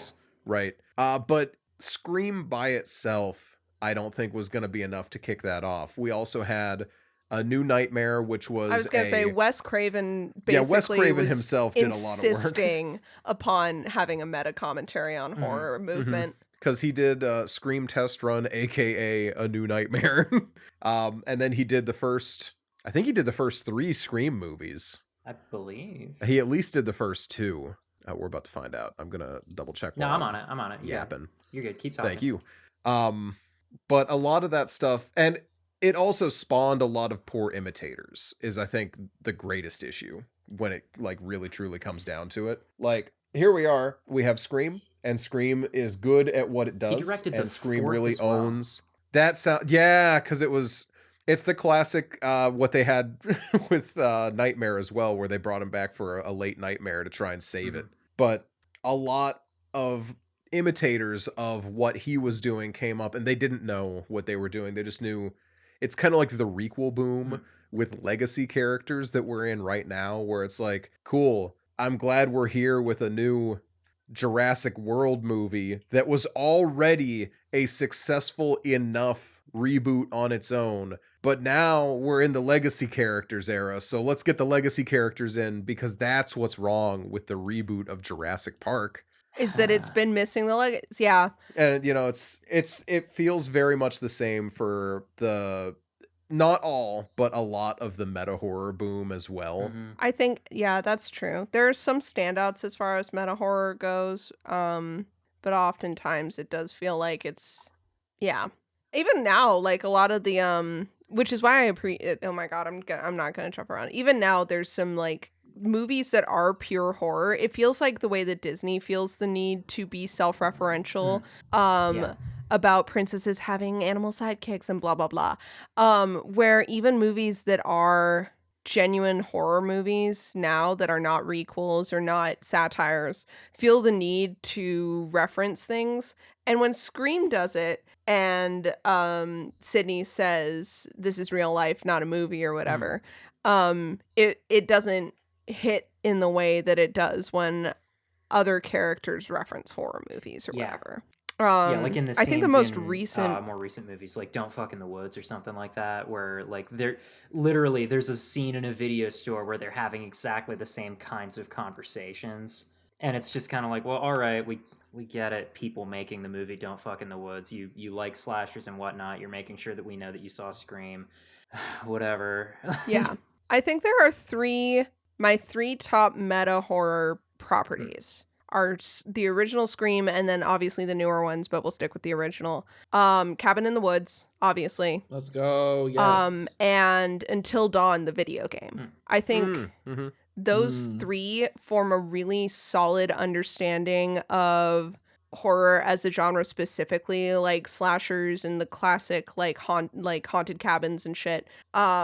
And then I think everything else that tries, including the stuff the Until Dawn producers have done since, like The Quarry, where it's like, okay, you're repeating yourself. This is no longer as interesting. And I think a lot of even Scream itself in the early sequels kind of started to do that, where it's like not enough time has passed and horror hasn't evolved as a genre enough for you to be making new interesting like criticisms of horror, which is why I think when we watch like Screams 5 and 6, that's where they start to get biting again, because they're criticizing things that the original movie could not have predicted. But yeah, I really like the new Scream movies, if you couldn't tell. What?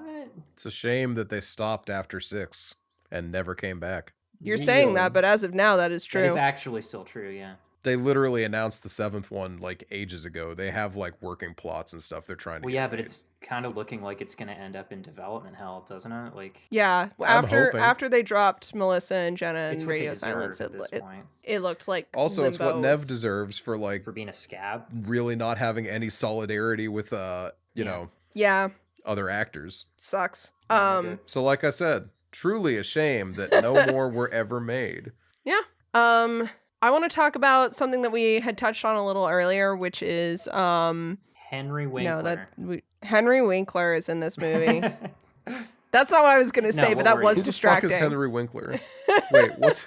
the principal, The I believe. father. I loved him. Yeah, I love I how just like love him. pointlessly That's- weirdo he is. He's just, everything he says is just so He- absolutely whack. Like, Oh so yeah. who here has seen Heathers? not me. Noah has, because I made believe him I'm watch the it. only one that has. I've seen Um, Heathers. To me, No, I haven't. he feels like a really obvious like kind of reference to how the adults in Heathers act, because all the adults in Heathers act exactly the way that he does, with a lot of the same like kind of lingo and mannerisms. So the whole time I'm watching him, I'm thinking, this is just like Heathers. Same thing with actually with Billy Loomis and the character of JD in Heathers. So I think that Yeah. I think that Heathers itself is, to me, kind of like pre-Scream.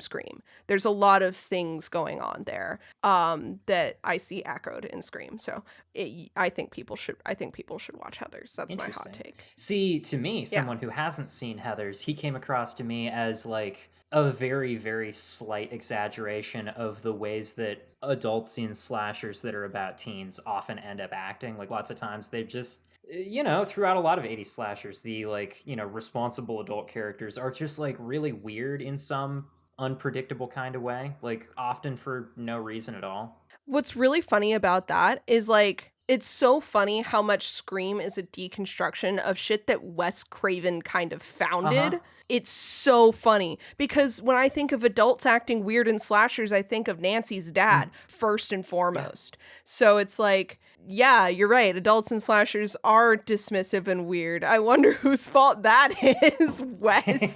But it's like, even then, I think there are certain things that, like, talking about Todd Phillips and the Joker and Rusty Cundiff and Tales from the Hood and stuff. I think that sometimes people take messages away from your work, or take tropes away from your work that you initially attended as a joke.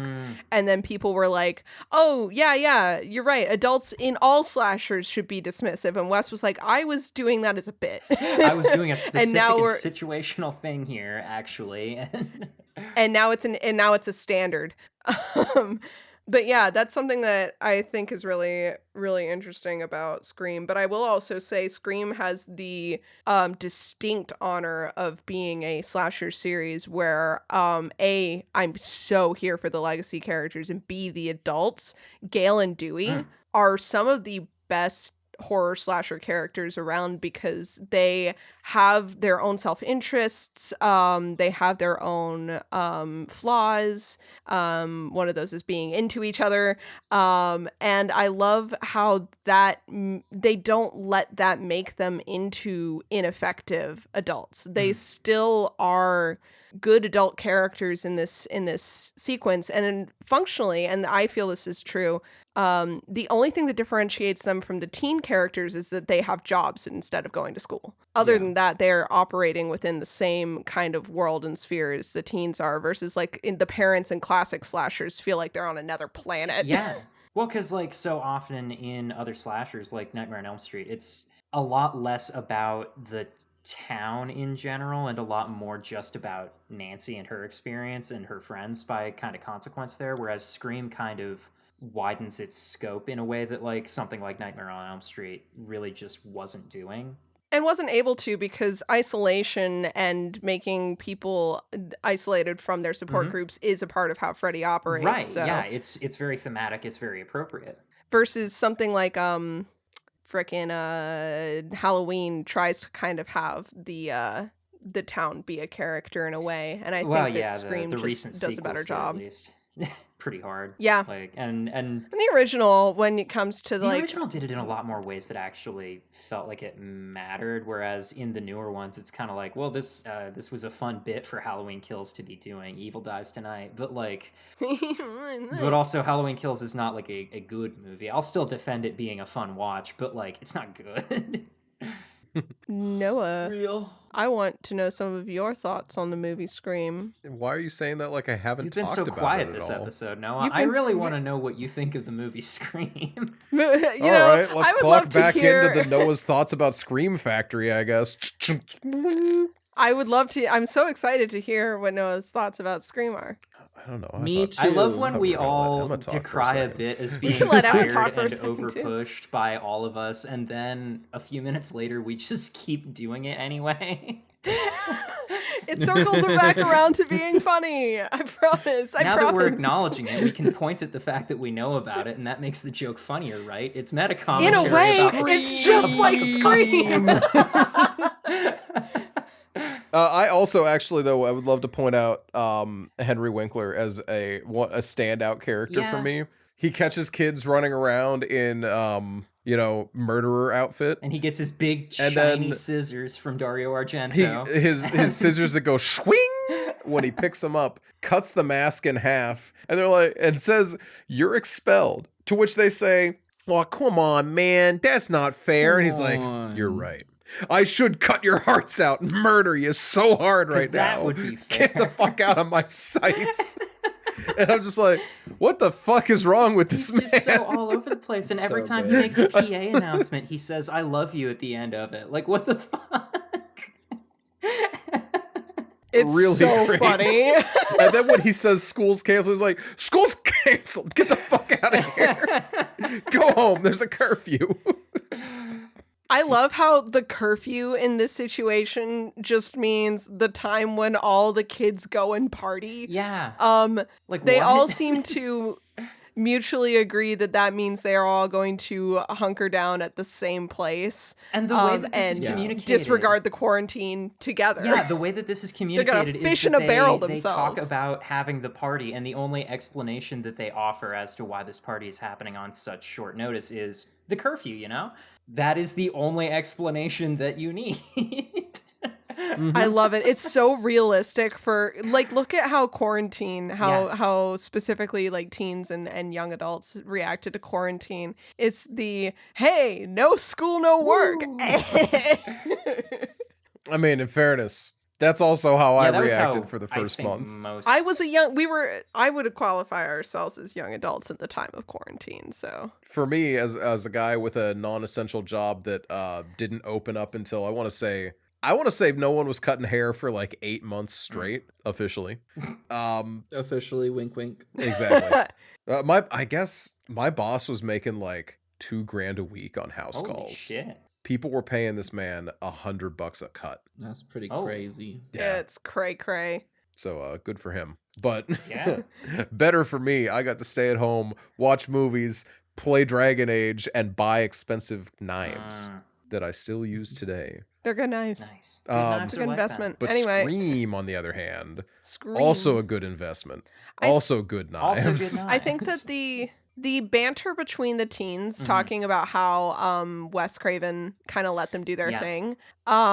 It's the other thing that I noticed when I first watched this movie was how touchy the characters are with each other They are, in a way yeah. that makes the relationships believable to the point where when Tatum like is killed, you're kind of like, wait a minute, like was Stu really good with that? He was really, really touchy with her. And they seem to really have a like a believable relationship. And then you start to see how Stu and Billy act around each other, and you're like, oh. These boys are exploring one another. Oh, they're gay. But that too, like, I think it really sells the characters and the relationships that they are, like, Stu and Billy are really touchy with each other, and Tatum and Stu are really touchy with each other, and the conversations between Billy and Sid are really good. I don't know. There's just a lot of, like, little things that other films might have skimped out on that this does to just really sell things so that other moments hit harder. Well, and also, like, I don't know, you're just talking about the way that they all are with each other specifically, and I don't know, I had kind of a lengthy conversation last night with mutual friend and also listener of the podcast, Carly. Hi, Carly. Hi, Carly. Hi, Carly. About characters, and it was specifically in like a tabletop RPG kind of context. We were talking about Dungeons and Dragons and whatnot, Of course. but we were talking a lot about the ways that, like, as you're making the character, a lot of the making of the character is still, like, ongoing through the game, because the character reveals themselves through their interactions with other characters.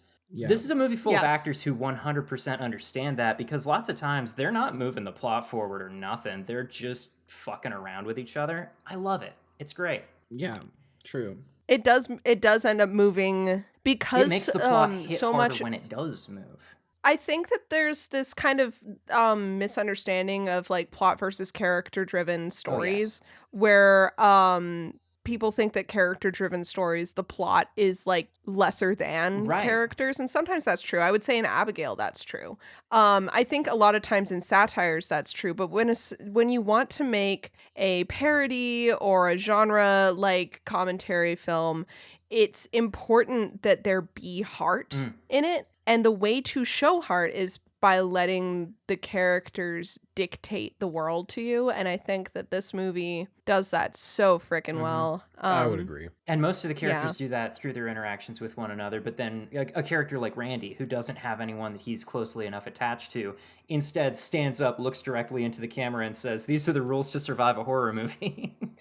And it works because you're like, of course, this is the character that no one particularly likes. Yeah, he's like kind that. He's kind of he's like that. Mm-hmm. Or Gail. Oh, damn, Gail sucks. When oh I my say God. Gail rocks. Fuck her. When I say I support women's wrongs, I'm talking about Gail Weathers. Mm-hmm. She is such a well-written character because she's mean and she's cutting and she's passionate about what she believes in, even if no one else believes in it the way that she does. I love the way that she and Dewey flirt. I think I probably watched Scream 5 before I watched this one. Because I remember my thought process being, Dewey and Gale as a relationship is really interesting, but it felt like they do this in requels sometimes, right? Where they decide that legacy characters that didn't have an interest, they kind of did this with Han and Leia in reverse, where they're like, they divorced off screen. But sometimes there's stuff like that in requels where it's the other way around. I kind of thought that was what was going on with Dewey and Gale because it was such kind of an odd couple kind of thing. And then watching the original and seeing how well that relationship is developed just in the one movie, I'm already like, this is really cute. It's such a good dynamic. There's something that makes their interactions in this movie a little bit cuter even.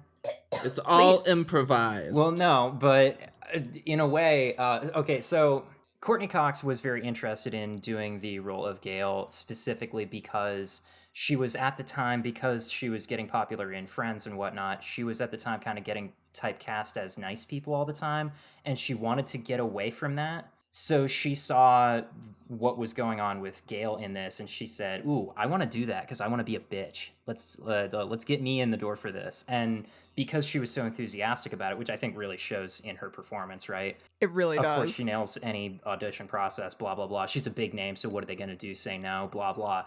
David Arquette, who, it's worth noting, actually, just it's always funny looking at the ages of people who get cast in these movies, right? At the time, he was actually younger than some of the actors who were playing the teenagers in the movie. Very, very funny. I love when That's he says he's 25 and he's talking about his boyish good looks. He's such a I think he's cutie. actually only 23 or some shit. Like, Oh my god! like I want to say I heard. I was 24 for a whole year, man. I love that fucking my line. Oh my God. god. Okay, but he originally the casting people were going to put him in a different role, but then he was like, "Oh no, actually, I want to play Dewey," and he pushed really hard to be playing Dewey. And when asked why, he said, "Because whoever plays Dewey gets to kiss Courtney Cox." And then they ended up dating in real life. I believe they ended up married, and now they're divorced. Oh my god! That is actually amazing Right? and good to know. I didn't know this. This is like a real life soap opera for me. Oh my god. You can feel the chemistry is actually insane between those two. So Yeah, like it's a dynamic specifically that you don't see a lot between like not just the older woman younger man thing, The but power also balance the being what power it is. balance, the clash between their professions being inherent. well, and the way that their professions affect the power balance, right? Because she is older and is very easily viewed as being a little bit more powerful by lieu of like More her experienced. her visibility in the community and everything. Like everybody knows her name, everybody knows her face. She gets this like recognition and stuff, whereas he is the small town cop whom nobody respects, and he can't get anyone to even call him by a name that has some dignity to it. But he still has the power to tell her what to do because he's a cop.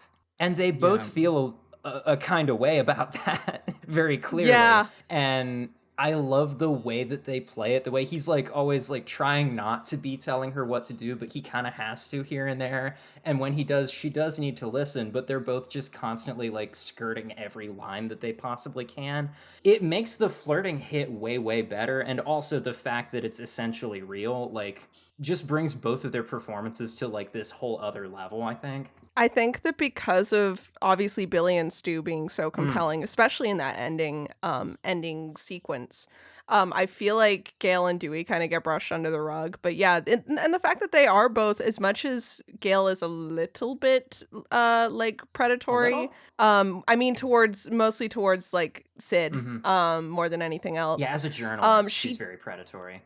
She does care and she respects that Dewey cares, and this is something that gets developed on in the newer sequels as well, where there is never not going to be these two warring sides of Gale, the side that does genuinely care and the side that wants to be famous really bad.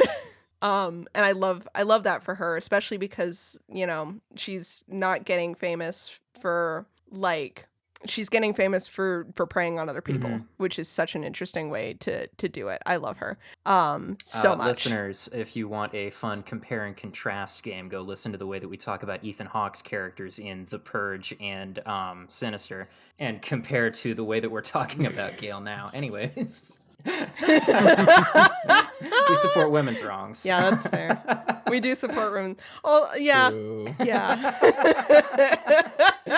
But the thing is also, Gale would not move her family into a haunted house, I don't think. She'd lure kids she's not related to into a haunted house, but I don't know about moving her family into one.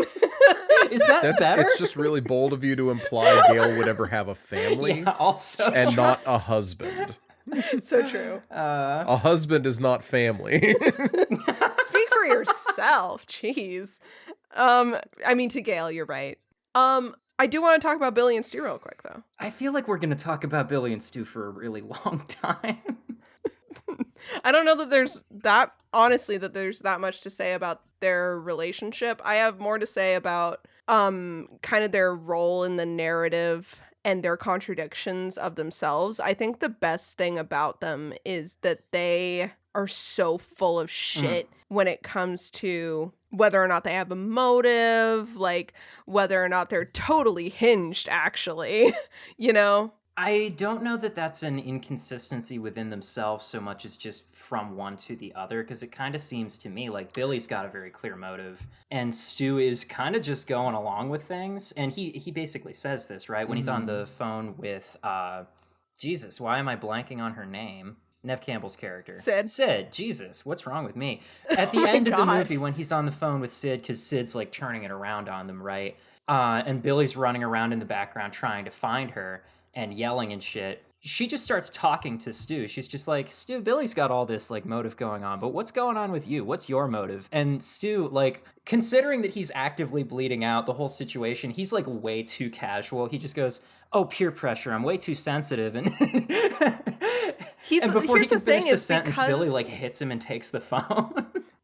I think what's interesting is that because these characters have set up a horror movie. This was on purpose. Everything they've done is to set up this narrative that has to do with horror movies. And I think that that's why when the conversation of motive comes up, they have both thought about their answers already. That's why Stu's so casual. Right, exactly. Is because when they were planning this out, they're like, but that's where it comes down to, is that really Billy's motive for killing Maureen or for killing Sid or for killing Tatum or the principal or whatever, or is it just the illusion of a motive that gives them the excuse to kill? Sure. Is, I think, kind of a conversation the movie is actually interested in having, given stuff that Randy says earlier on about motives being incidental. I think that the movie to an extent is saying they came up with the plan to kill first and then rationalizing it reverse after. Engineered who it would make sense to kill. I would love... Kind of seems like something they did. I would like to pitch a read of this movie to you. Okay. The Dead and Lovely podcast, R.I.P. I talk about them too much on this show. They came up with this really interesting read of this movie where it's definitely one of those moments where they get a little bit up their own asses, but they're allowed. Their read of this movie that they, not necessarily that they both subscribe to, but that they came up with and were very entertained by, is that Billy is a character in a non-horror movie who basically woke up one day and realized that he was in a movie. And the reason that he talks the way that he does throughout the entire movie is because this is just the way that he is seeing the world now. And with the realization that he is in a movie, he basically at one point just said, well, I mean, I guess nothing's real, so there's no consequences. And I guess if I know that I'm in a movie and I know that there's no consequences for my actions, I can kind of just pick the genre that I want to be in, right? And a lot of his frustrations with...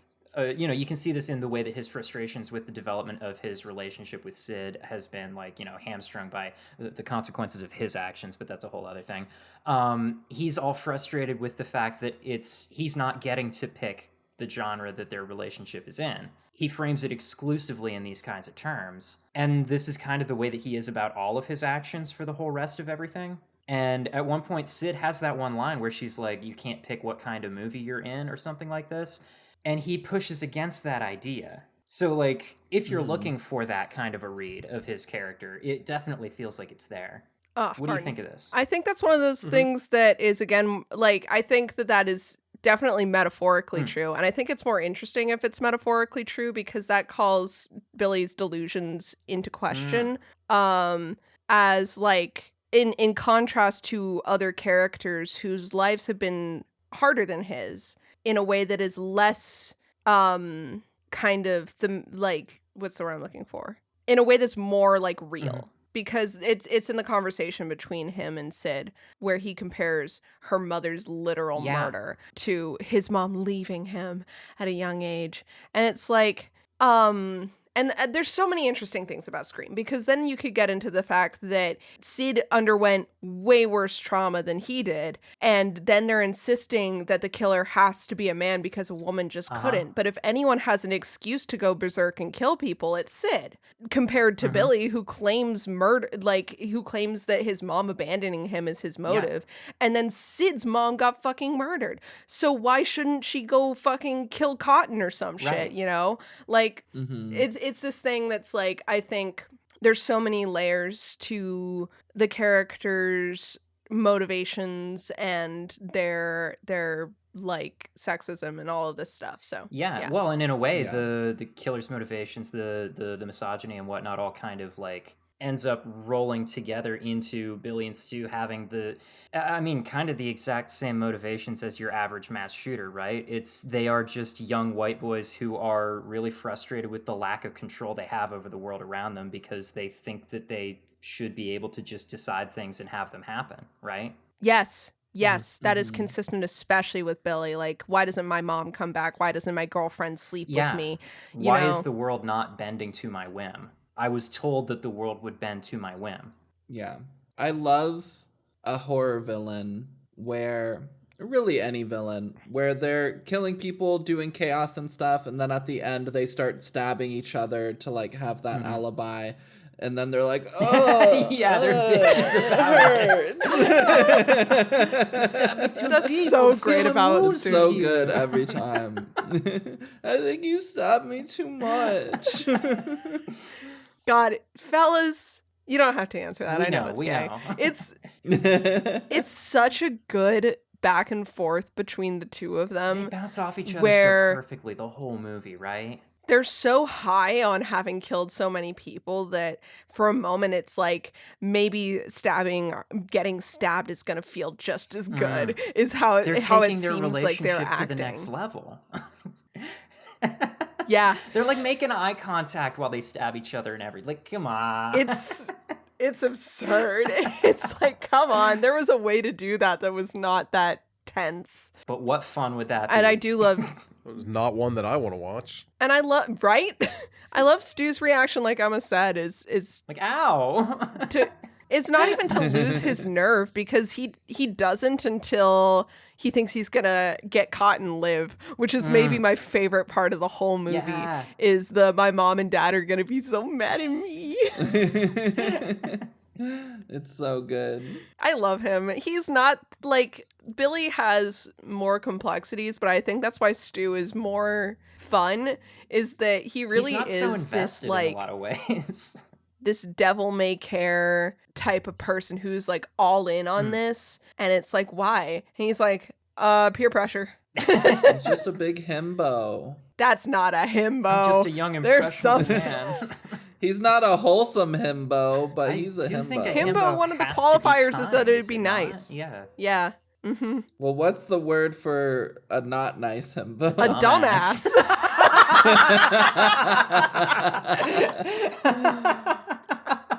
A Dumbo. Oh my God.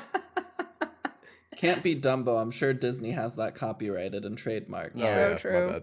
He's not even I want to watch New Nightmare real bad. He's not now. even like go ahead. like a himbo in the Kronk kind of way, where it's just kind of like, well, how did he become a villain even? Because he doesn't act though he's interested in evil, but then like Kronk is instructed to kill Kuzco, and he's like, oh yeah, right.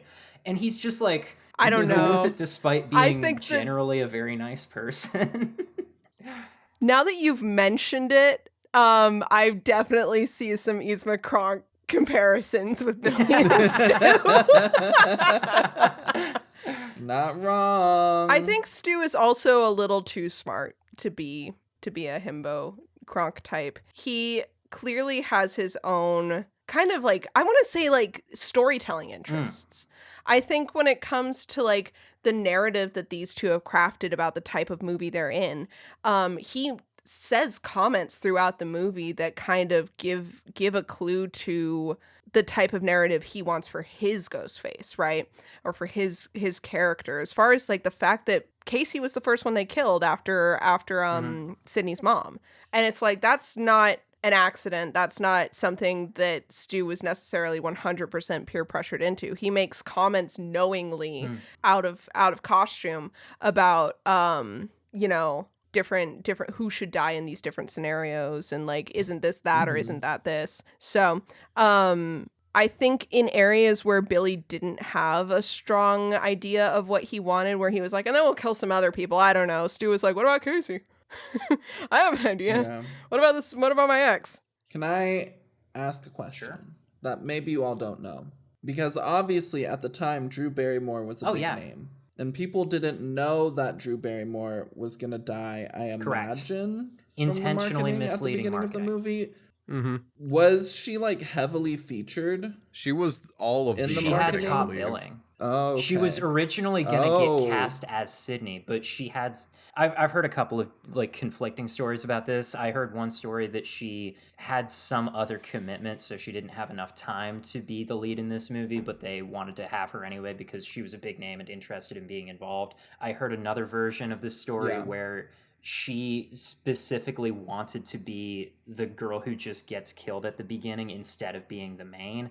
The one consistent thing in the stories that I've heard, though, is that because she is the biggest name in the movie, she got top billing and everything, they wanted to just be killing her off and have all the marketing be really misleading so you think she's going to be the main leading in because they wanted the audience to get thrown off right at the beginning. Mm-hmm. Yeah. It's really genius because watching that first scene, there are like so many of the classic kind of ways that the character gets away and survives in a horror movie.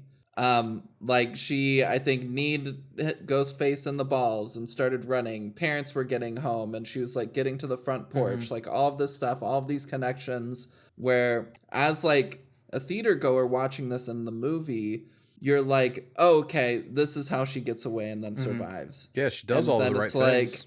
yeah, and then it's like, oh wait, no, the killer's back. Okay, she does this other thing, and this is how she gets away and survives. And like all these things, and then she gets killed. And I just think that's like genius. Yeah, and I love it. it plays out really well, right? It very much reminds me of, not in the exact same way, but with Barbarian, how it was marketed, where you only see kind of like the Airbnb situation of them both showing up and There's a lot of Bill trying to figure Skarsgård out in the marketing. yeah, a lot of Bill Skarsgård and everything, and then you go and see the movie and you have that, but then what, 30-40 minutes in, Justin Long shows up and you're like, wait, what's happening? Yeah. It's so funny. And it was great. I loved it. I love how, to move to Barbarian for just a second, I love how they take a very, spoilers for Barbarian, unfortunately, but I think we've talked about this before. It's been out for a couple of years. I love how they take a very likable leading man and replace him with a very, very unlikable one. Same female lead. They just, you know, you kind of feel bad for her that she lost Bill Skarsgård and got stuck with Justin Long. Massive downgrade. Which is part of the, you know, whole point of the movie. But I'd love to talk about Barbarian someday. I'd have to actually write notes for that one, though. We'll get to it. Speaking of opposed. notes, Speaking of notes, Are we ready for speaking of notes? I feel we're clocking in over I 2 love hours. the segment, speaking of notes. I think we should change it to that. I think that's really funny. Okay, Noah's notes. I'm scrolling down. I've had the theme song for a cartoon that I have not seen, Inside Job. It has a really catchy theme song, and it's been stuck in my head for the past 2 days. So just picture that if you know what that song sounds like as I read these notes. Don't do that. I don't, so I won't. Don't Noah worry. says, thank you, Noah. Noah says, I'm so glad we've moved on from having to answer the phone. Now we just know who it is. Or from having to answer the phone just to know who it is. I agree. Caller ID, thank God. And I love that the newer Scream movies address that as well. That's also very fun. I don't pick the phone up from someone I don't know. That and the whole the fact that I think Two Killers was kind of a plot twist in this one that kind of in the immediate Scream sequels, much less the newer ones, they had to be like, look, we know that you're gonna expect it from this point on, so now we have to critique and satire our own movie right off the bat because we're not going to be able to surprisingly pull that same twist again. Noah says, I liked that movie. It was scary about Friday the 13th. Not Friday the 13th. Nightmare on Elm Street. And Noah says, okay, Wes, own it.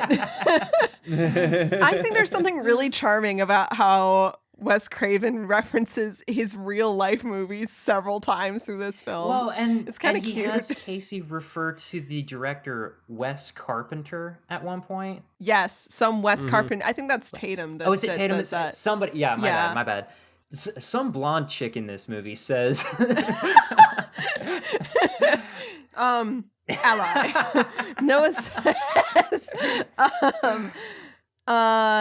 I love the blood on her sweater. It looks so fucking good. The blood in everyone's clothes. There's a blood reason in that this the fucking movie. only way that people draw Stu is when he is bleeding out. That you only ever see art of Stu covered in blood, and it's because the blood looks so good Well- bleeding through the sweater that Matthew Lillard And is wearing. specifically, I love that they have really good blood for everything when it's supposed to be real blood, but then they have him do the corn syrup Billy's thing fake for Billy's blood. fake blood. And when you see it, you see the difference. And it's like, oh, hey, wait a minute. There's something different about this blood relative to the other blood. Why does he have Argento blood while nobody else does? It's so cool that it's consistent within this movie because it's also so easy to write off because other movies do have that inconsistency internally. Depending on what kind of gore effect they're doing, the blood might be a different consistency or color. So it's something that you could just write off of, oh, maybe they did this like there was a different rig to put blood on some of the other actors that worked with this other type of blood. And for this one, they're just using corn syrup, right? But no. Mm-hmm. Because that's something Radio Silence was talking about with Abigail. Right, was yeah, that some of different the kinds of blood, all the different blood effects they used because they had to use different rigs and such to, or maybe different quantities, and some types of blood are easier to get in large amounts. You know, I'd never thought about that, but that does make a lot of sense. Right? I do really love, the more that we get into this and the effects and stuff in the industry, the more I love learning about that kind of thing.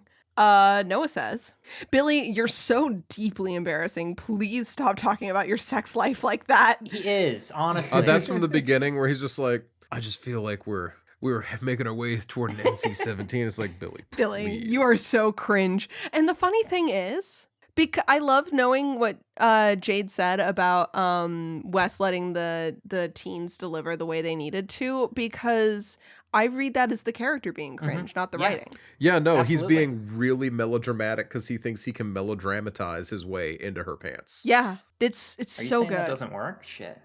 I mean, I think to each their own. Me and the bitches I pulled by comparing our sex life to melodramatic. media. Hey, Nina, you want to be a after hours cable TV show later? What? Jade, cut that out.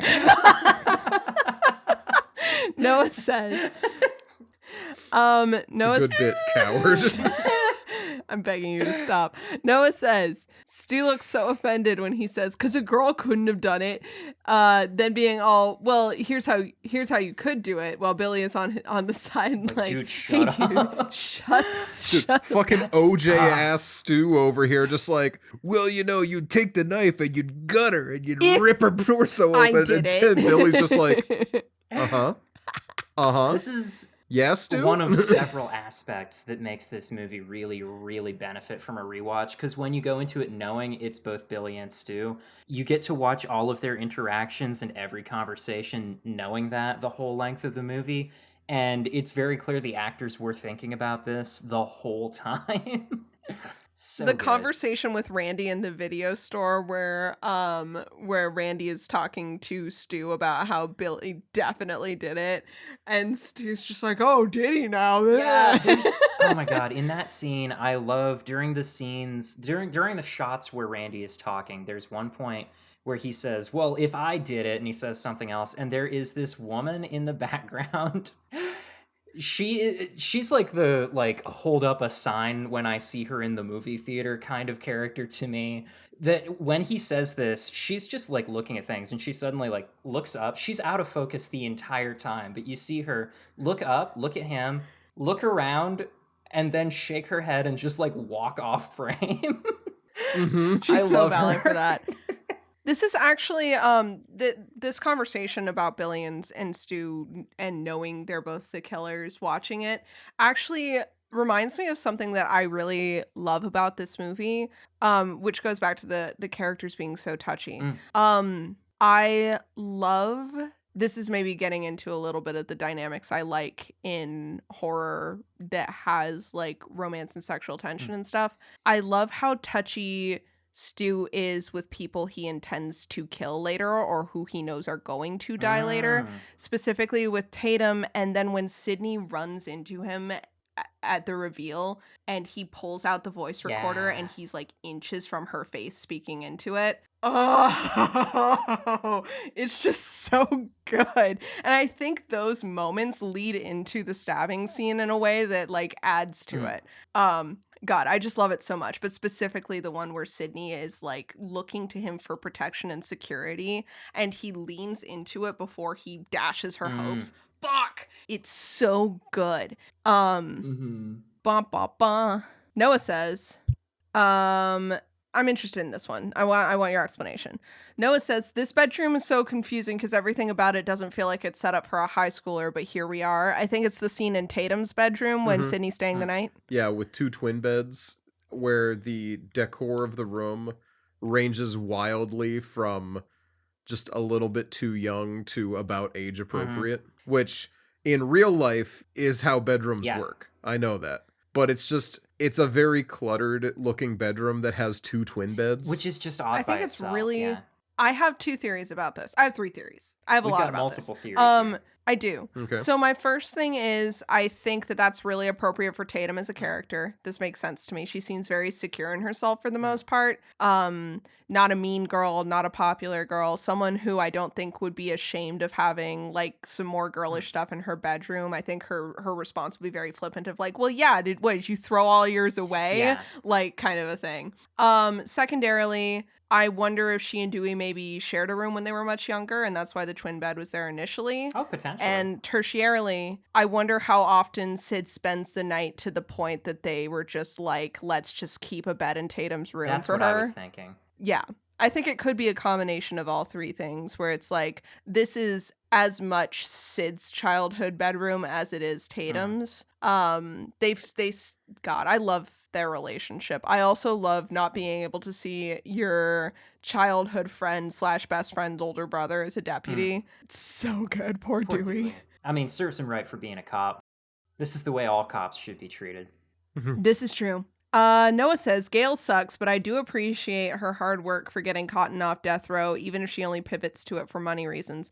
I don't know that she does. What I think is really interesting is I don't know that she knew that this was a moneymaker right off the bat. She seems, even when no one else believes her or when it gets her ostracized in her own community, I know that part of it is for money, but there's just always been something really weirdly compelling about how dedicated she is to actually proving that Cotton's innocent.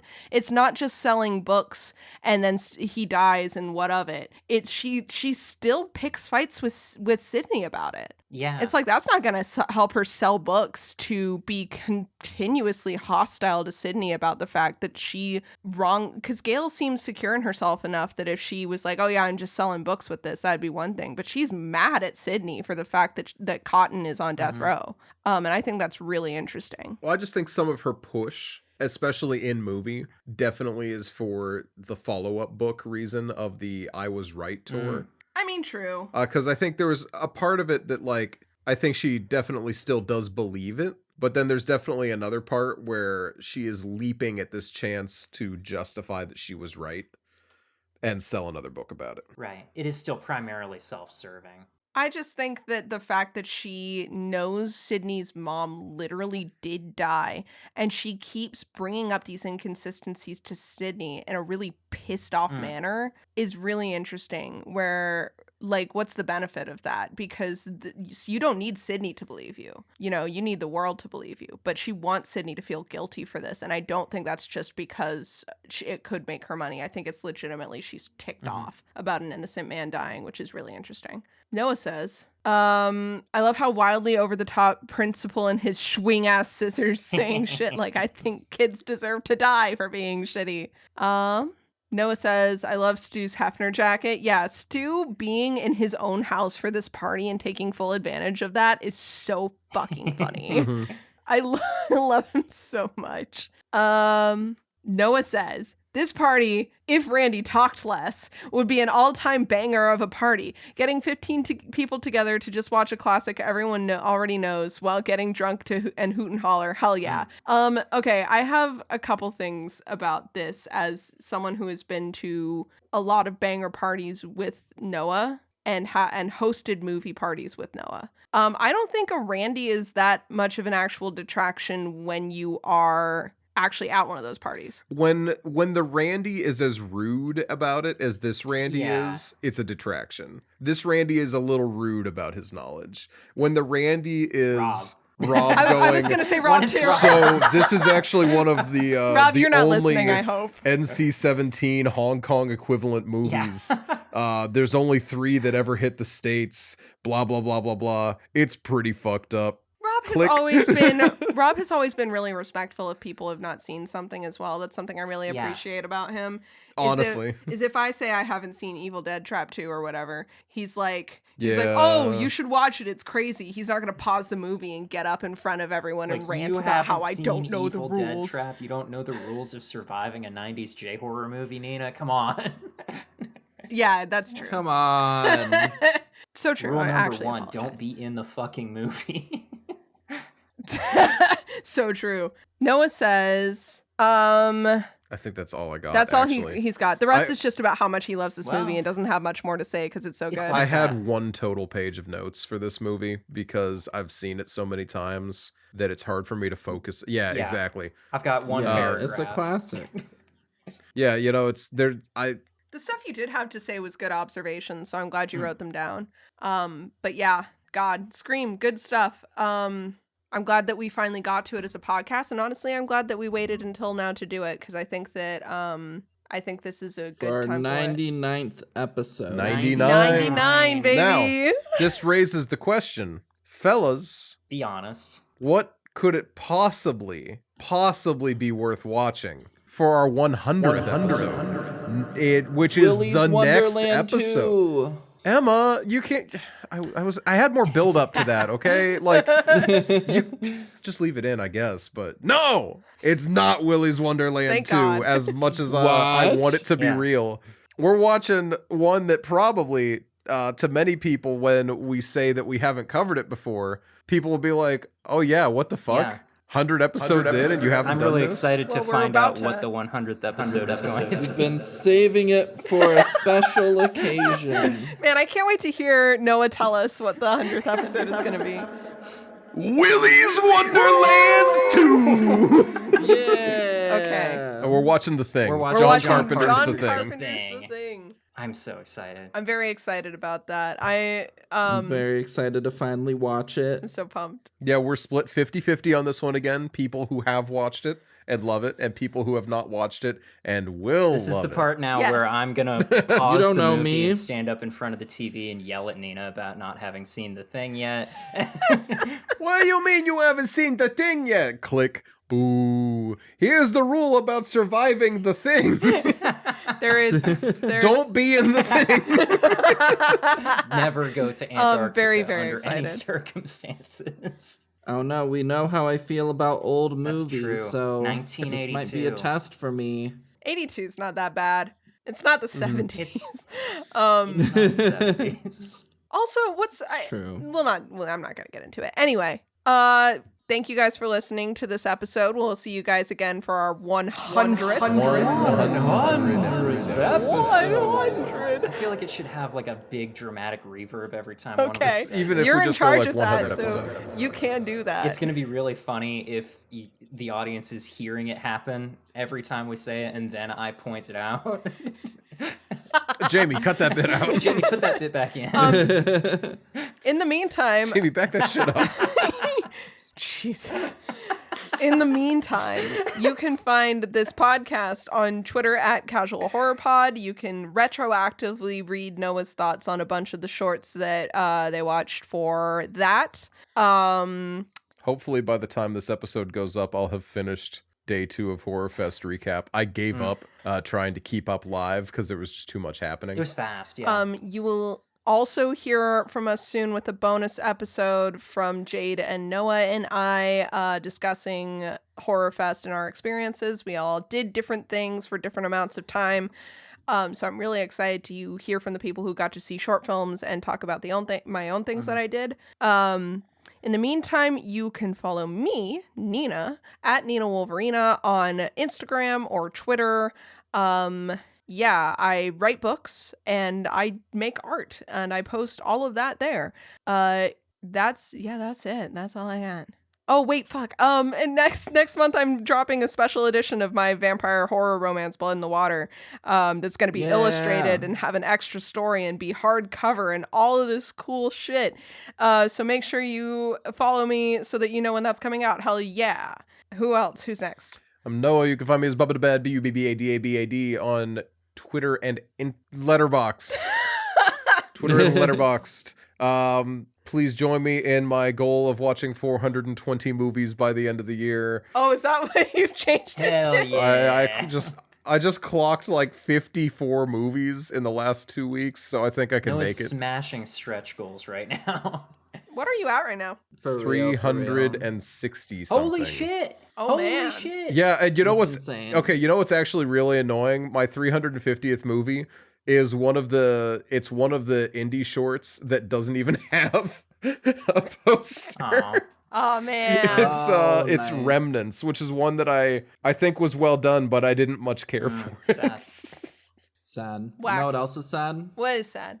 Someone still hasn't watched a single movie from the list I gave him of movies I recommended. Listen. Noah. In my Not defense, one. there's a certain 2 people in this very call who never provided me their movies to add to that list. Who is that? That doesn't mean you can't watch How Emma's. dare. Yeah, you can You still can, watch you can do mine. that, and you I can. should. Do I even have movies? When did I send you Oh. that message? You sent me that message in In May. I was about to say in like April or May. So is it one each from the host? No, 7. No, Is it that was it? like 10. It was Oh, like all It's I have 7 that I movies. I 7 movies for actually each only need host. to pick Okay. 6 because you did already watch Mandy, and that was going to be on my list.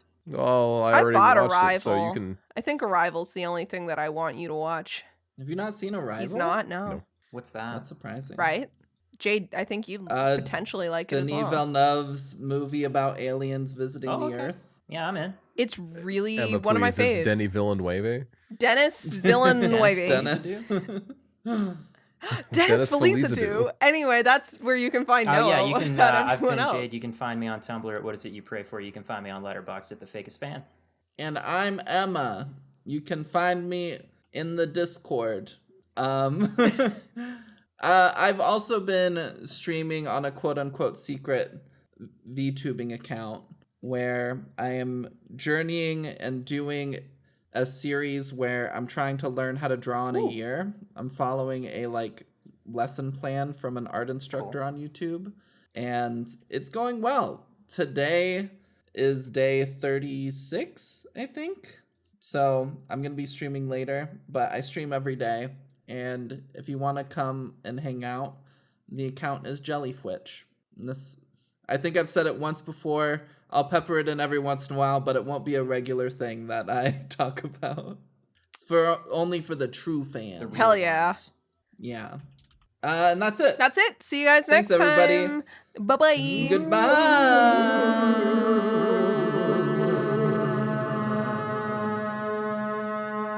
Episode 100. 100 episodes.